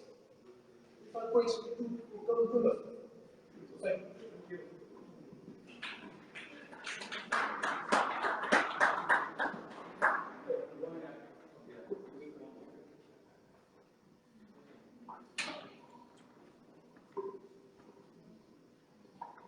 Hello, everybody. I think it's fair to say I only came here for about an hour. I've been staying, doing a lot of excuses for my wife. What I'm still doing. But I must say, I think both brothers and what you said, I'm new to this whole movement and equalist and the whole. I think the whole vibe, energy that's almost starting to spread. It's almost like this spiritual that's coming up. And I actually started from Grandma Mesa here, who was introduced me to a very lovely conversation during actually a festival of her grandchild that we got talking. That's how it went. I must say, I think both perspectives are very interesting. I think you have on one side where you have almost reminiscence of Nkrumah. And the way Nkrumah just talking about action, it's time to act now. But on the other hand, you have almost philosophical approach to this whole thing and how we can do it in a measured approach. I think what is important that we need to factor in is that Africa is a big country with over 2,000 ethnicities, right? Nkrumah had the idea to unify Africa. That is no mean feat. I don't think anything has ever done that on that level of scale. And I think one way that he actually started, as far as I'm concerned, at least in my opinion, very humble opinion, was to start small. And almost like a spark, give that spark to let all of Africa see what Ghana also most of African countries also began to see that as well. And I think it's really important that even though we're thinking massively, we're thinking, what country is a massive scale, we also should not forget that the main reason we are actually fighting for this is for the people. Now, the people need to eat, the people need to school, education, so things that matters to the people, we have to speak to the people, right? It's all well and good what we're talking about, the ideas of Nkrumah and everything. I think you mentioned that, how do you bring the young people to it? That's one aspect. I don't think at the moment, any progress at the moment is doing very well. And over the past year, since I met Anthony, so I've been looking through, there's only very few, right? I think it's time to bring the young people to engage young people more. They're fascinating stories. I mean, like I said, I've been to visit Anthony, and I've talked so many times, and I'm sitting here with goosebumps in terms of achievements and academics that we have. But it's time to bring the young people. And the question is, how do we do that? And it has to be practical, it has to be measured, and it has to really be a bit more deeper than that. Thank you. I was extending my hand, if you noticed, because I was just itching to give you the answer. And the answer simply is stay for a few more minutes, because we have something good coming for someone like you. Thank you very much, Professor Farr.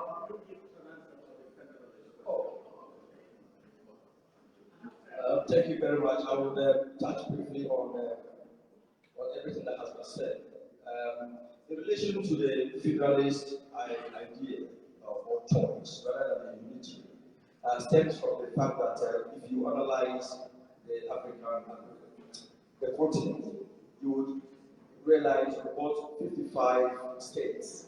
And if we are to consider the other states outside of mainland Africa, the various islands, just so they decided to join the Union, we, after considering all the various forms, we came to the conclusion that the integration will be far more easier than a unitary state. But that said, it is a decision for the people of Africa. It's not a decision anybody can take. At the Congress, all the political scientists will be there, and they will come up with what they think is feasible for Africa as a continent. Besides, we already have an EU that is making towards that. But they say it's Agenda 2063. We can't wait for Agenda 2063. Some of us will not be alive. And we want to see it. So it's easier to start from a federal point of view because the states already exist, and then work our way towards the distance. I'll just be brief about the young man said this thing. Yes, you are right. With what you said, getting the young generation into Pan-Africanism, and that's exactly what we are doing when we talk about going back into the trenches. During the Nkrumah years, they had something to work towards because there was an agenda to integrate Africa. So it was an exciting period. So the people lived for something. But after their time, the continent sort of descended into something else. And it's carried on for so many years that this generation can't actually relate to the current conditions. So we think that if we reignite that vision, which is the unification agenda, it will draw the younger generation because we are actually doing it for the younger generation, not for us. And so on that point, we say they will have to eat, the education, and so on and so forth. These are all very relevant things, but they all come after unification. Even the form of education will have to come after unification. Let's give both of them a good hand.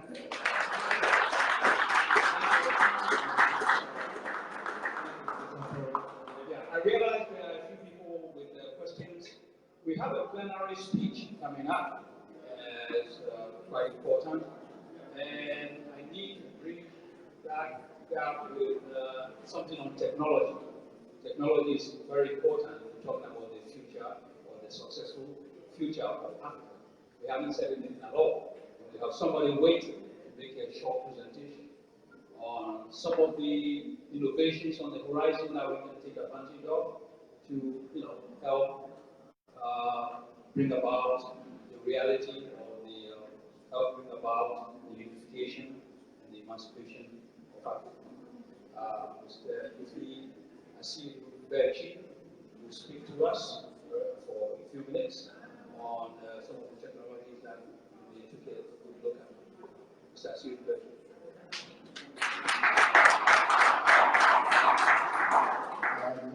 Greetings all. Thank you very much for being here. I'm going to have to start my presentation because I have a slide here and I have to try and get the picture. So thank you very much for coming. And I'm absolutely honored to be among such great speakers and also so much experience. So today what I'm going to be speaking about, as the title says, perceptual awareness of information technology for Africans. And I would like that to sink in because we all have perspectives and how we perceive everything determines what our creation or we're going to bring out will be like. So I'm going to go through a list of contents. I'm going to also try and make it as short as I can and stick to my 15 minutes if I can. So I'm going to be talking about the typewriters, and then bring it all the way to what we have in IT now, which is virtual consciousness. And you may have seen I've put next to the typewriter the monitor. And the reason why I've done that is because that is the part where we were focused into a channel of speaking only or accepting only European languages. Now, when I was in school, and most of the people here at this school in Ghana, when they were in school, they used a slate and chalk. These days we have a pad and now the reason why we can tie it all in because that's the point discussion after the planner is yeah, then it's up to you, however you want to do it. But some of them have, she's prepared. Yeah, you can allow them to say, I just negotiate with them to turn it down a bit. The same with TTOs. So we went on to mobile phones. Bolos, and then you can invite, if you want to invite one or two more to form a panel, it's up to you, however you want to do it. We're running out of time. Yeah, so that's why I'm saying that you can tie it in with the, inauguration, how concept will be. Like they are talking about, the youth. Maybe invite them to join, however you want to do it, and refer them to the website, however. Yeah. So, So as we see it is when we finish, I will just try to tie it up after these people have talked about how you've already done this. You did this earlier. Oh no, I did not need to talk anymore. So you did this one. As I've already explained, we brought the two, mechanics and electronics together. But how does it change? Negotiations. Yeah, that's what I'm saying. Kept that foundation of the poetic standard or the ascetic standard, where you're only limited to a certain characters. When you had your slate and your chalk, you could draw anything you want. You could write any language you want. So there was no limitation. So your perspective was more important. But with the limited vision of the poetic or ascetic, you have only a certain way of thinking and a certain way of perceiving yourself. And then we come on to mobile phones. I'm sure everyone here has a mobile phone. We call it so smart now. But for the last 20 years, we've seen the transition from a brick to a screen with a built-in keyboard. Now, how did that change? Because we digitized everything. So it wasn't just something that was mechanics and electronics put together, but it was digital. So if you were to dial a number out of this country to a place like Lake or Ghana 10 years ago, you have to use a card and you have to dial a number before another number. Now we call that a zero. There's a lot to talk about. I just put it as 0 to 9, but everything is based on numbers and it's 0 to 9. So right now, when we're talking, the 0 is so close to the 9, you don't need to jump. You can literally whisper and now you can hear. That's in a nutshell. That's what digitizing or digital mechatronics means. And that's what the mobile phone is.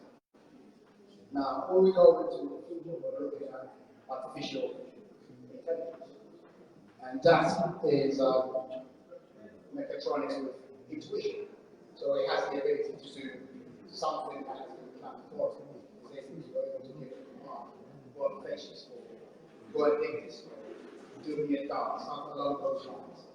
Now, when we talk of robotics and artificial intelligence, we have to understand that it's not us, it's a version of us, it's a concept of us. So the perception we place in it is what we get back. The future, or the next relevant innovation that we have to be aware of, is virtual consciousness. You probably haven't heard of it yet, but it's coming. And what that is AI on another level. So the virtual consciousness is you captured in a cell, not a cell as in a biological cell, an electronic cell, where you'll be able to, the perception of which I say, you'll be able to project it as a following or a form of robot. And this robot will be showing your emotions, your perceptions, your ideologies, and sharing it with the world. But to understand how all of these affect us, we need to understand how technology itself works. And what we need to know is technology is fed by information. And this information is created into content. This content is shared on social media these days, and there's a reaction. So information is the fuel for technology, and it creates the content. Now, if the content is created in someone else's perspective, how are you supposed to realize your ambitions? It's impossible. So, it doesn't matter what media you're using, whether it's social media or any other form. If you're able to reflect yourself within that region, then you'll be able to visualize your needs in that society. And whether we're using a mobile phone or desktop or laptop, we need to recognize that we need the ability to be able to use our own language. And luckily, we have the foundation of European language that we can apply. But that is not a challenge or a problem, as some people may see. It is only a challenge. It's not a problem, it's a challenge. Now that means there's a problem that we have solutions to. And I'm going to give you the solutions in a minute. Going forward, with these social media that we use, we need to look at creation as opposed to consumption. We need to know how the device can be used. You can't use a small vehicle to do a job of a bigger vehicle. So a truck can carry on. You can't use the same small vehicle to do a truck's job. And that's how I see should be used for most aspects of the country. Now, with Africa, you come to notice everyone has a mobile phone, or most people have a mobile phone. But not everyone has a laptop or a desktop. If we're thinking of creation, then we need to stop consumption. Mobile phone is for you to feed. Now, if you're feeding on someone else's content, how do you create your own? It's impossible. So we need to invest in more computer-based, we need to invest in more hardware that is of physical nature and allow us to be able to create our own content. So, we need to look at creation over consumption. And the underlying factor of that is the programming. Now, as a coder myself, when I program, I like to look at my perspective. I can think about it in my native language, then I'll think about it in the English language. Okay. How do I weigh the two, and how do I striking the balance on both sides? And so the programming is one perspective. Another perspective is the computer and the decisions that it makes. Because this is where the discrimination comes in. Because if the computer, or let's say it's better with more artificial intelligence, Siri, Google, Alexa, none of them speak Japan, none of them speak Yoruba, none of them speak Wolof. So if you were to speak any of these languages to these devices, they will understand you. So that tells you straight away they do not understand your perspective of life. And for as long as they don't understand that, it's not going to help you simply consuming the content that is created based on that. Besides that, if you're creating content in a foreign language that is not native to yourself, all you're doing is giving someone else the material to come and use it later on. Because it's that data that is collected and used to create new products. And this is what we have to look into more information of content that relates to us so we can better ourselves. And the solution is this keyboard here. This is what we know as the AIS Universal Keyboard.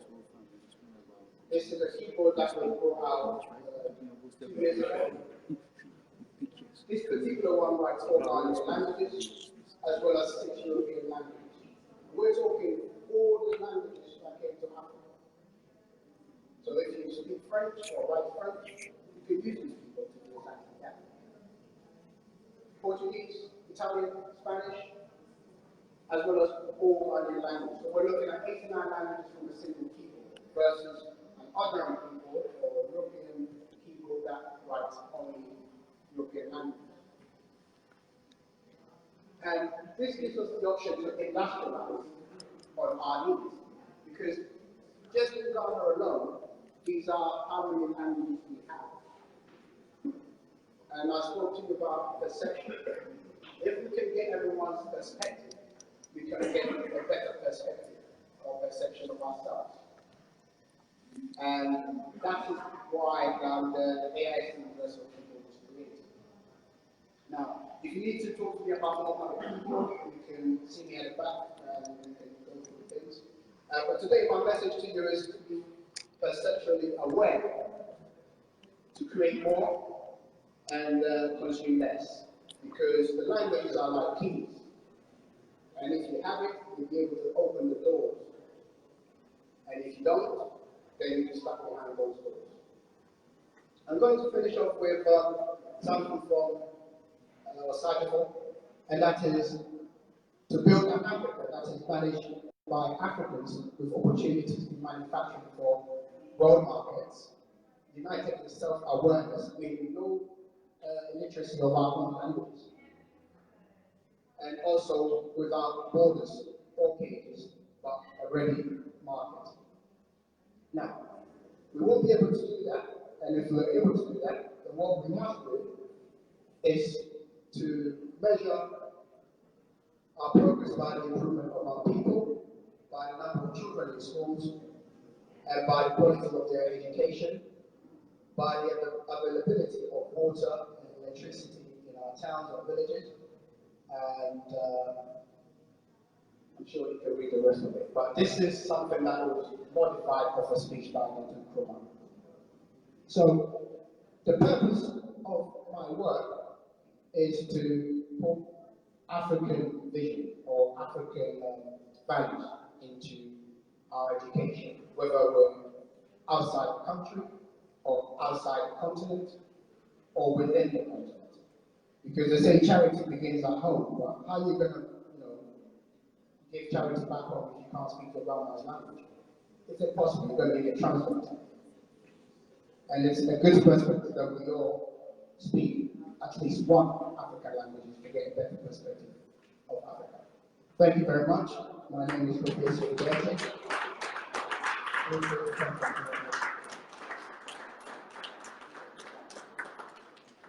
Thank you very much for the student session. Very powerful indeed. As I promised, had quite a lot. The whole day started around mid-morning.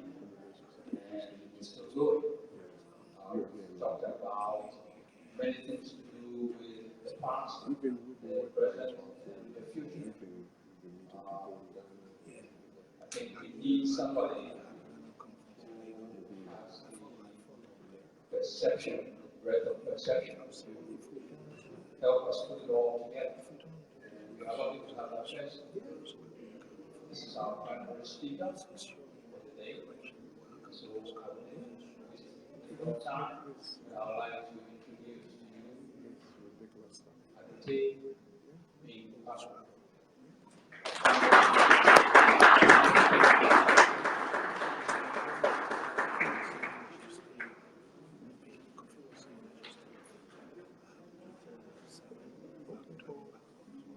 Okay, board, thank you for staying. So, I'm not going to, this is not that I can summarize what happened,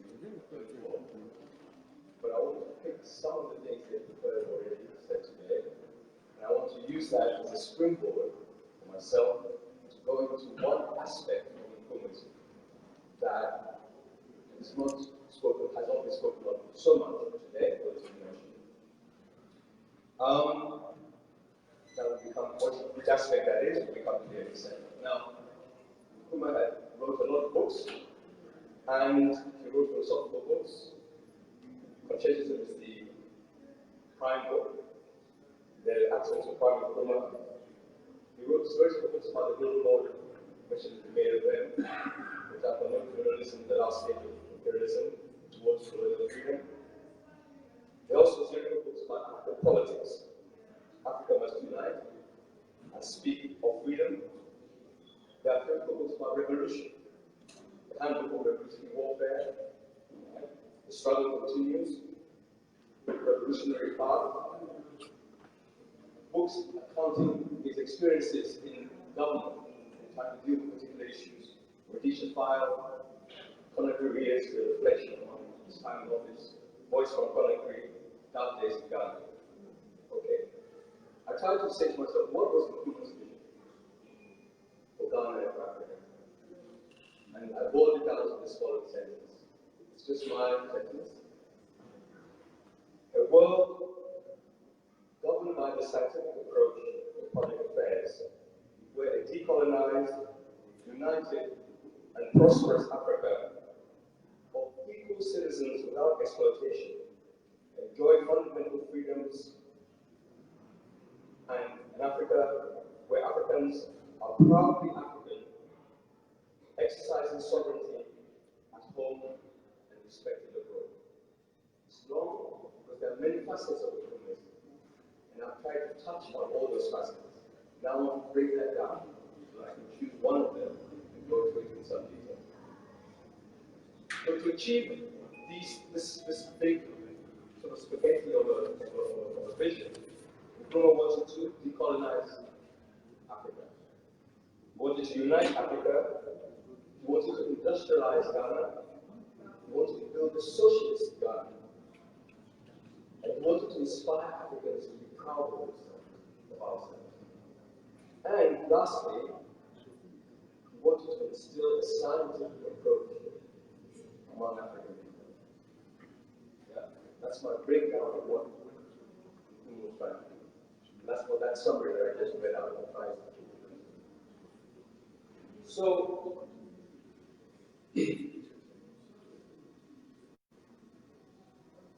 that was his mission, and we had a strategy to try to achieve that.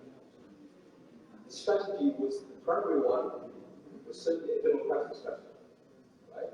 To appeal, to create a party, to try to get votes, to try to get elected into power. So, and that worked for his particular purpose, that is achieving the independence of Ghana. He applied it in the African context, it didn't work so well. But having looked at all the stuff that he wrote, I came to the following conclusion. What is Nkrumahism? I say that Nkrumahism is anti-imperialism plus Pan-Africanism plus socialism plus a scientific worldview. For me, that's Nkrumahism. And for those of you who are here from the very beginning, you have heard, because I think I didn't talk about some of these this thing going forward. Nkrumah was able actually to achieve a great deal in his lifetime. And we've heard some of that stuff, so I don't want to reverse it. Okay, we know, otherwise we have the competition on what was left behind. Let's leave that. We recognize that he did great things, right? He achieved tremendous amounts. So, but I want to just touch on, and this is not to be negative, I just want to touch on a couple of things that he did that haven't happened, which kind of concern me.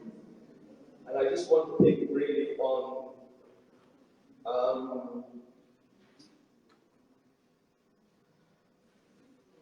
two things that I think we should be worried about. And I'm going to say some things that may be uncomfortable, but I feel I need to say. The first is this. We Africans who are wanting us to be proud. Are we as proud of ourselves as you think you would like us to be? No. I don't think so. I don't think so. We still have got in our head something that is stopping us from being. Okay? And when I say I want to say Africa is uncomfortable, it's very tough.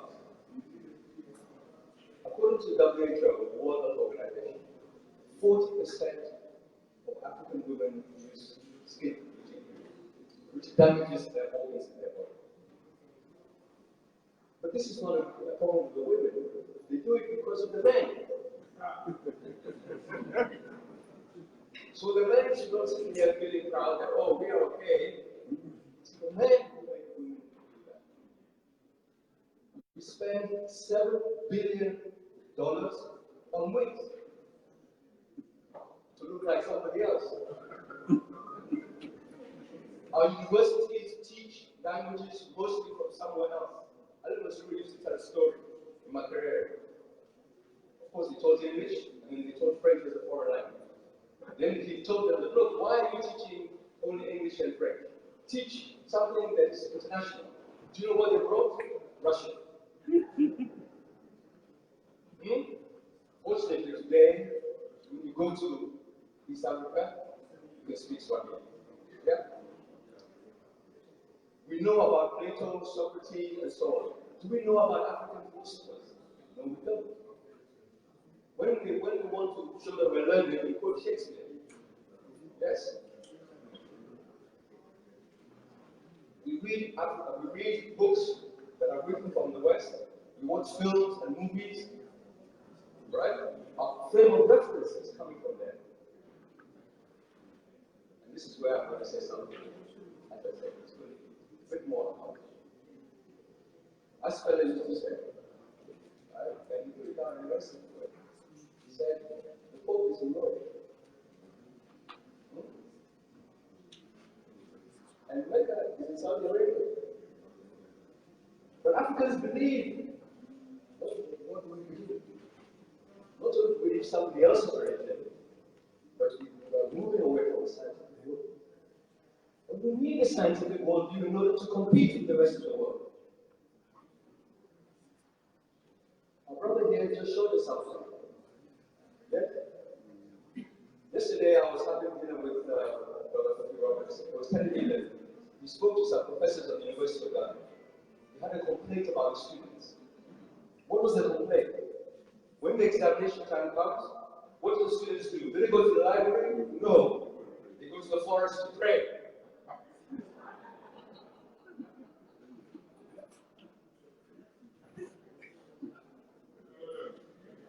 What is that?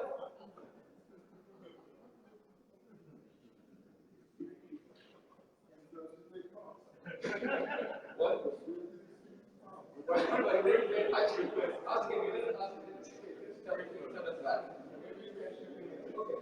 So now, I want to move on. I want to move on to what I'm calling the relevance of Nkrumah. The bit I want to take off is socialism. Right? There are a lot of Nkrumahs I know who say they're socialists, but some of them say they're not socialists. Or Nkrumah didn't really believe in socialism. He said he was a socialist, but not really, he didn't mean it.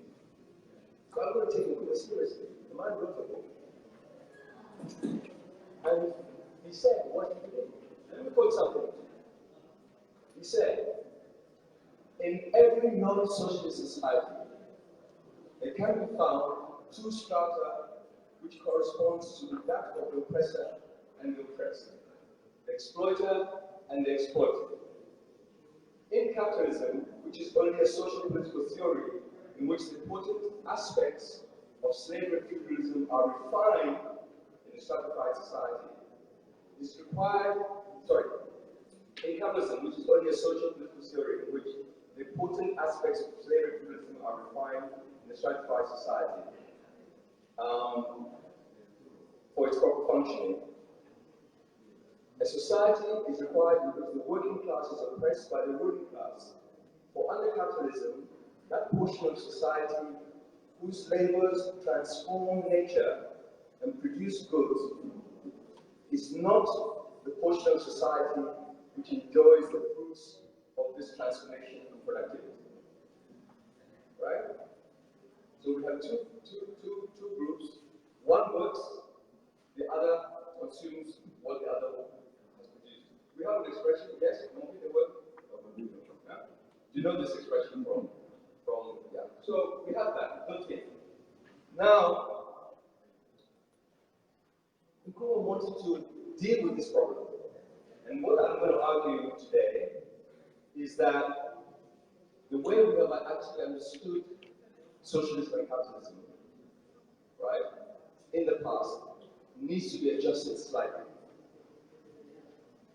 Economists in the last few decades who have studied these problems have seen some insights. And I want to use those two insights, or two of those insights, to develop a deeper critique of what we understand by socialism, even when we take socialism seriously. What are those two things? The first one I will approach in this way. Somebody comes to you and says, come, I will pay you every month a certain amount of money. I will ask you to make things. But the things you make are mine. Why would somebody do that? Because they're going to sell the things you make for more than they pay. It's the only way it's going to happen. The thing that makes it happen, socialists have thought, is to do with ownership of the means of production. But recent work has been done to show that that actually is not the issue. It's not who owns the means of production. It is who hires who. So the person that hires you to do that work automatically can claim, yes, what you have produced. That is the how. That is, so the person who has the machinery and hires you, it is like capital hiring labor. But let's do a thought experiment. Let's turn the thing on its head. Could labor hire capital? Suppose you have a group of workers who work for Mercedes-Benz firm. Yes? Got together and went to the management and said, management, we want to hire this factory. Yes? This is putting the management and workers, yes? We want to hire the factory. We're going to make a car. So because they hired the factory and they did the work, who's going to own the cars? The people who did the work. You see what I'm saying? So when somebody says, come and work for me, they're telling you the truth. You are going to make them rich. When you work for yourself, you're going to make you individually, or the group of you, what you will take, you will appropriate what you produce. This is a key insight. There's another insight, which is a bit more technical. It's something called, I'll give you the name, well actually, let me not bother the name just now. But the point is this. You have a group of people working to produce something. They're using their labor, they're using wheelbarrows, they're using electricity, they're using a building, they're using materials, yes? When the thing has been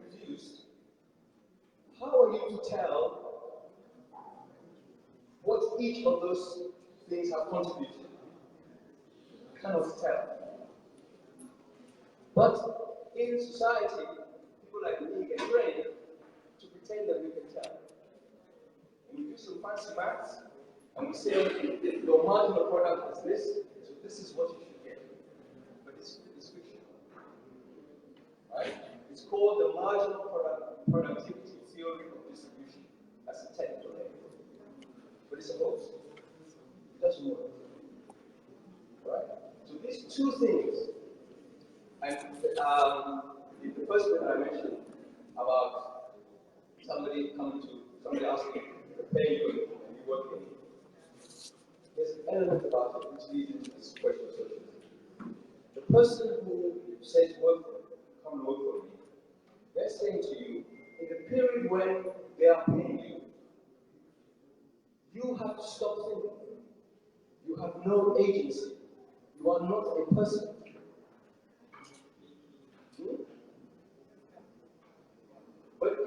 But that is a hoax too. Because if you did something wrong or illegal in that process, you would end up in it.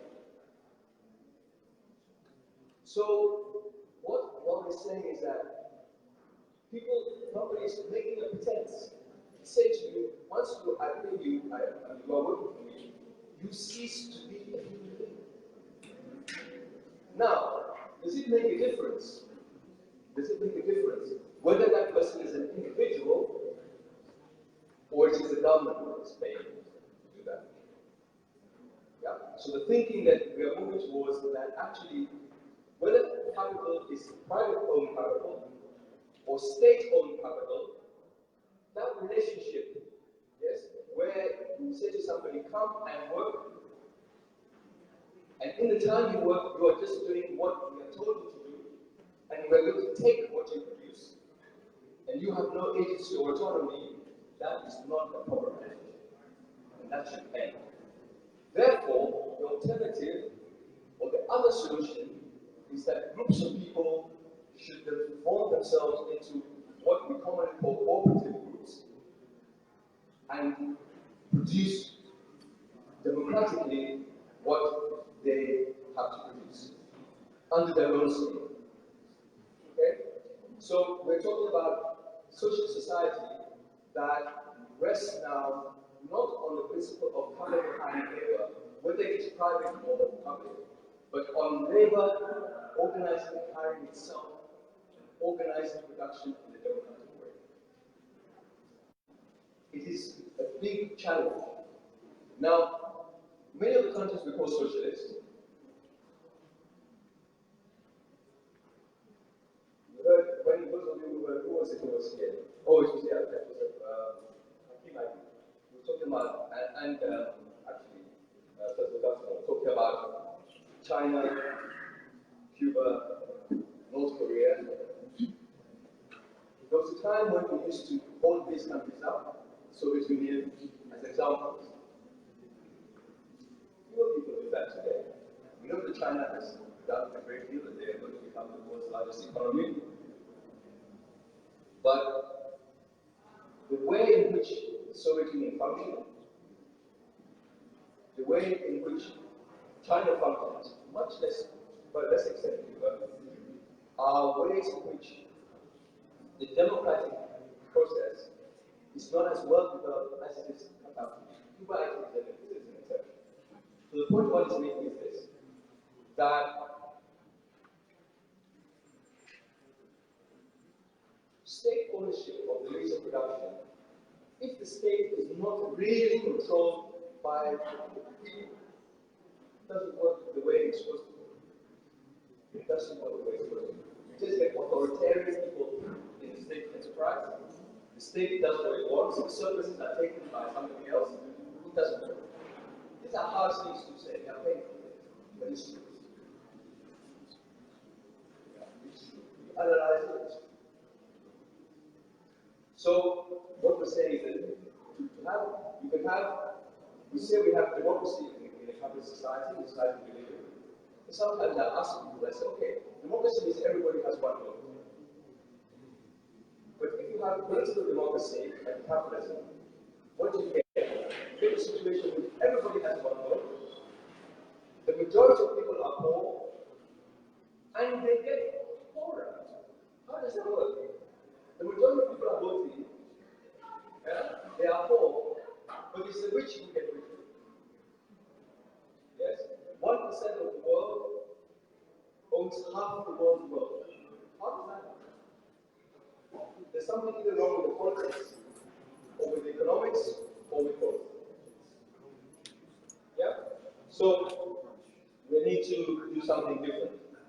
So, what we're saying basically is this, that we can develop a democratic system. We need economic democracy as well as political democracy. Yes? Economic democracy as well as political democracy. And economic democracy is cooperative economics. That's what it is. And the issue is not ownership of the means of production, it's who is hiring who. Okay? That really is the hub. If we understand that seriously, that's the hub. Okay, so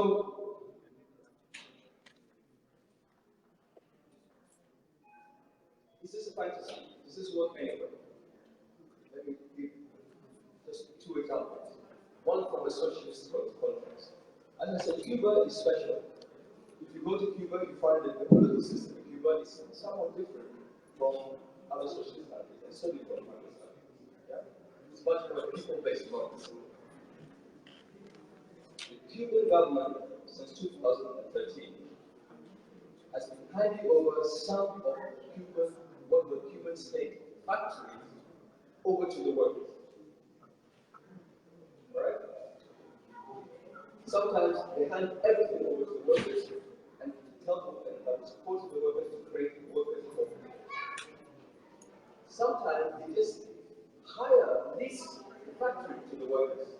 The workers are paying rent, as it were, for the factory, but they produce what they wish. Why did the Cuban government do this? They did it for two reasons. First, budget. They found, despite the policy of Che Guevara and Fidel to exhort people to use persuasion to try and get people to work harder, it was hard to motivate people if they're not working for themselves. Okay? But to get people to work for themselves doesn't mean that you should be coming out of this. So, and because the state enterprises were losing money, this was a way to hand over some, to stop the budgetary outflow, as it were, for the Cuban state. But there was another, more sophisticated and clever way. They took the decision at the time when they were discussing with the United States to open Cuba up a bit, to allow foreign US capital to come.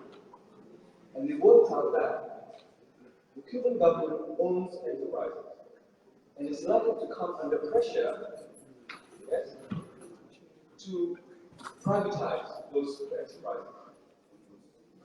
So they spent all this time doing socialism, and now they want to privatize. They were worried about it because American capital will come in and start employing people, or people will come in and start creating capitalist enterprises. And the Cubans didn't want that. They didn't want the inequality that comes from capitalism.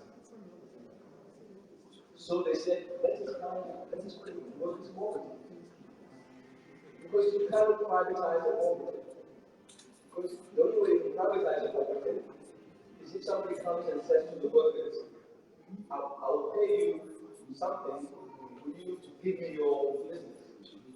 And if you're the worker sitting down, you say, okay, how much do you pay me for me to give you my business? And then you say, and then after I've given you my business, what will I do? It's not a viable strategy. So it's very hard to privatize something that has been socialized that way. So the Cuban government said this way actually will protect socialism in Cuba. That was their way of dealing with this problem. So you find that cooperatives and state ownership is what constitutes socialism. It is not just state ownership. In Nkrumah's book, Neoliberalism, no, not Federation, Africa Must Unite, there's a chapter on socialism in Ghana. If you read that chapter, it tells you what the Ghana economy is made up of. Okay? It's government enterprises. Okay? There's cooperative enterprises. There are sole traders. There's local Ghanaian business people. And there's foreign capital. And he said the socialist part of it, that is the state enterprises and the cooperative, need to be strengthened. And that was why having cooperatives was part of the Ghanaian agenda. So what I'm saying to people who say they're Nkrumah is, take the socialism aspect seriously. And understand, that's number one. Number two, socialism is not all state enterprise. It combines state enterprise with cooperative enterprise. And cooperative enterprise is not women sitting under a tree, stringing beads together. No. It can be serious industrial activity. And to show you that part of it, I will point you to something, the world's largest worker cooperative. Something called Mondragon, which is in northern Spain.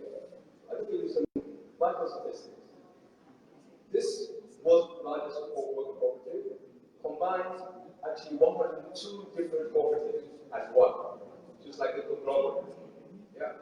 It has 85,000 people working in it. It makes car parts, it makes dishwashers, it makes cookers, it makes parts for jet engines. It has a bank, it has a university. All these are cooperatives. And the annual turnover is 13 billion euros. It is not a small enterprise. So what I'm saying to you is that this model, if it is done well, can work and can buttress, and it puts economic democracy into the society. When you combine that with real political democracy, you have a very powerful society. People get used to being active themselves. You and I, we go to a job, we get commanded. It's a dictatorship. We need to get used to taking collective decisions, making mistakes, winning an argument, losing an argument, speaking to one another in a collegial way. We need to do that. We need to learn that lesson. So that's what I'm proposing to you. So that is the issue of equity, which is one element of socialism. I'm going to try and the last two elements of socialism that I think we should also pay attention to as socialists. One is efficiency. Nkrumah had as a mission to industrialize Ghana. What industrialization does is it raises productivity. That's the point. It makes your 1 hour work pretty small. It's efficiency. For some reason, socialism is not associated with efficiency. Even though, ironically, some Chinese firms that are state-owned are out-competing capitalist firms that are investor-owned. The capitalists haven't learned the trick. They said they're cheating. No, it's a good practical issue. It's because if you organize yourselves in a particular way, you have a strategic direction, you can actually do things better. Yes? Having 6 heads doesn't make you smarter, because the 6 heads may be all going in different directions. Yeah? You need a center that will guide the society. So efficiency is something that we need to aspire to. We need to raise our standard of living. And that's why education and a scientific viewpoint are important. We are not going to raise our productivity or efficiency by going to work. We need to study the world and understand it. There's I think in Nkrumah wrote, he says our universe is a natural universe, and its basis is matter and its objective laws. Our task is to understand those objective laws That's how we need to engage with nature. If we don't understand that, we're not going to engage with nature. We're not going to do it. So efficiency is it's the second element of socialism that I want to raise. Equity was what I talked a lot about, right? Efficiency is the next thing. The last one I want to raise is freedom. Freedom. Again, for some reason, socialism in some people's books is separate from freedom. Okay? But as somebody more famous than me has said before, that you need to feed. And when you're full and you're clothed and you're warm, that's when you can really think. So the economic, the material conditions are the basis for freedom, for thinking, right? For exercising yourself, your potential, for developing your potential. So socialists must take seriously the issue of freedom. Freedom means that individuals should be seen as ends in themselves, right? Each of us is a person, we have various characteristics, we have various potential, and society should help us to develop those potentials to the maximum. But in a context where that development doesn't stop somebody else from developing their own. And that is often what happens in a capitalist society, where you say we want freedom, but your freedom is not, if it's developed, it's actually going to end up taking away my freedom. Because you employ me, and I will make you rich. That's not freedom for everybody, no. So that kind of freedom is important, but also there's other kind of freedom. Freedom of security, your bodily security. Yes? Nothing untoward is going to happen to you. The kind of liberal democratic freedom. That freedom is also important. So socialists should not be happy with a society where we satisfy people's material needs, but we don't satisfy their physical, cognitive, intellectual experiences. We need to take them and bring those up and forth. So what have I said? All I've said is, I've indicated what Nkrumah's is. Socialism is a key part of it. I've argued that we should take that socialism seriously, but that does not just mean ownership of the means of production. It is about who hires who, and that we can get out of that conundrum to understand it by saying to people, don't be hired by state and private capital, don't be hired by state capital. Organize yourself and you hire capital. Right? And that comes in form of work. And then I've said that the other two elements, efficiency and freedom, we should take seriously. We should try and operate that way. I believe that if we actually build a cooperative commonwealth, let's say, in our countries, and I'm not talking about the Queen's Commonwealth, I'm talking about a different kind of commonwealth. If we build a commonwealth in our countries, it will teach us a lot of good things. It will change our behavior. We will not be so aggressive.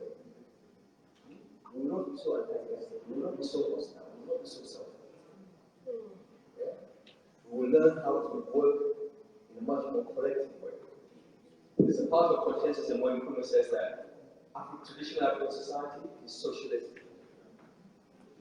So, in other words, we're not asking people to make a huge jump. Although today, socialism, if you go to parts of Africa, you won't see any socialism. You just see people trying to make money as fast as they can. But there are parts, there's elements of socialist behavior in African society. So, really, that's my my message, and I hope I haven't offended anybody with what I've said. And so, to finish, let me just read this, because I wrote this as an end, that the discussion is primarily concerned with examining the relevance of Nkrumah's ideas from the perspective of socialist theory and practice. Based on the fact that Nkrumah was a socialist who espoused socialist values of equity, freedom, and efficiency. We conclude first that in seeking to deal with the issue of equity, socialists should not so much progress should focus not so much on who owns what means of production, but who hires whom. For by the very nature of the employment contract, be it between private or state capital, it is a relationship that treats the person who provides labor as a thing and not a person. It requires the person who provides labor or labor power to relinquish their agency and responsibility, and instead act for the duration of the operation of the contract as an automaton incapable of judgment, and thereby providing the basis for capital to appropriate that labor. The solution to the problem is to have a default position of socialist support for worker cooperatives as the bedrock of a socialist social and economic model. For not only does it embed democracy at the level of production, but provides the basis for workers to develop themselves. The last thing I want to touch on is strategy. How do we go about doing this? It's all good to talk about this. And the point is that many people say, let's have a political party. I say, yeah, political parties are good. But it should not be seen as the only way to do things. That what we should build is a movement. In other words, we should be able to go to the parts of the country that Marika was talking about and work with people on the ground and help them to change their life using a cooperative model. Yes?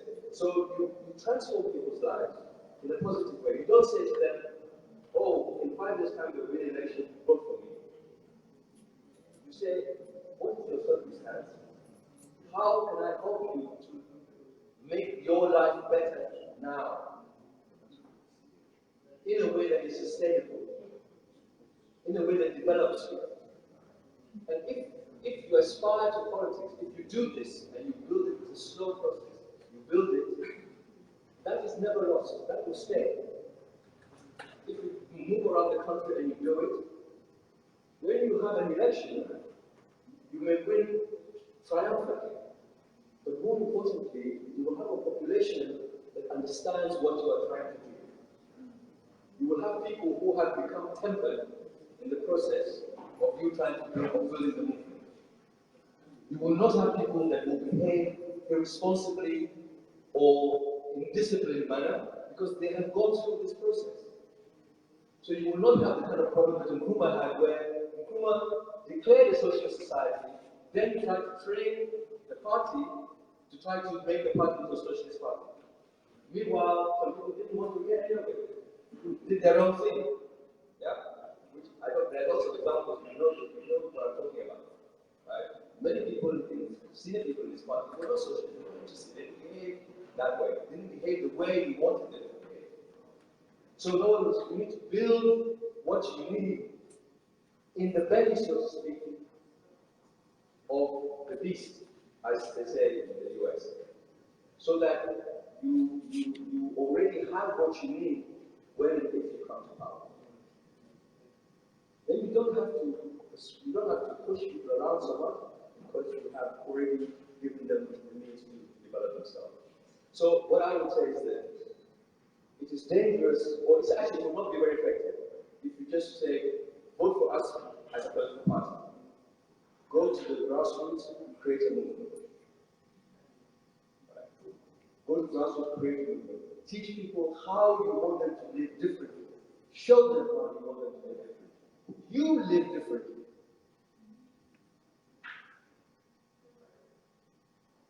And then it becomes your part of our society. So this is a big task for us. Yes? It's a big task for us. But I believe we can do it.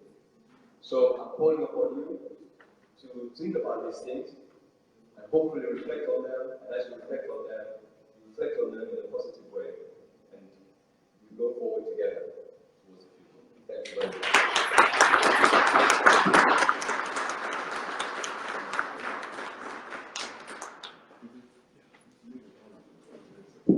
Thank you very much, Advocate, for that. It was very funny, very clear, and inspiring. So we come to the final section of the day, and the section will be moderated by Professor Tabu. So I shall make way for him to come and say a little bit about himself, also, and wrap the whole day up. Okay, thank you very much. Thank you very, very much. First of all, I should congratulate the survivors for having stayed this long and create your indulgence to dig a little deeper for about maybe half an hour, 45 minutes, so that we have a full understanding of what you come here to achieve today. I'm the chairman of CN North America. We've been working, shall we say now, around the world on this Africanist agenda for the last 4 years. And we're happy to be in London today. And I feel very happy to have had such engaging and exciting afternoon, morning and afternoon. So we'll have 3 speakers for this session. But what I wanted to do, I'm going to ask every speaker to limit themselves to about 10 minutes, so that we can have a little bit of time at the end for an interactive discussion. So that is going to be my only request. But I also wanted to take 5 minutes myself, just more or less, just to talk about a few things. I've heard a lot about the past today. One of the things I've been doing for the last 15 years is dividing my time between my work in the US and work in Ghana. So I've been working in Ghana continuously for about 15 years. And so I'll tell you a typical day. Last week, I was looking for a watchman. I live in a small town outside of Manila called P. It's a fishing village. It's extremely difficult to find young men to do any kind of work in our way. Though many of them have finished junior secondary school, they are functionally illiterate. And they have also no skills and no work whatsoever. The reason why I was looking for a watchman was I had one guy, and the fishing season started. He just walked off the job and jumped into the canoe, and that was it. So we went to the next town, a town called Kafutiki. And at Kafutiki, I had some relatives there, so I went over there to see if there was anybody hired. And this aunt of mine that I met there said, there are no young men in town. They are all gone to the Ivory Coast to fish. So you ask yourself, but Kafutiki is right on the water. Why are they not fishing here?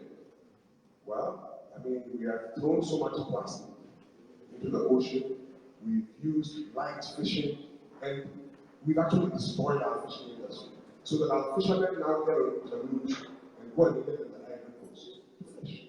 I mean, I just want to give you some day-to-day things that are actually going on right now. And my favorite one is a quotation. My wife got a text from this young man that was sponsoring for secondary education in the area. And she answered the question that my wife had posed, has Auntie Lucy left? He said, she has went.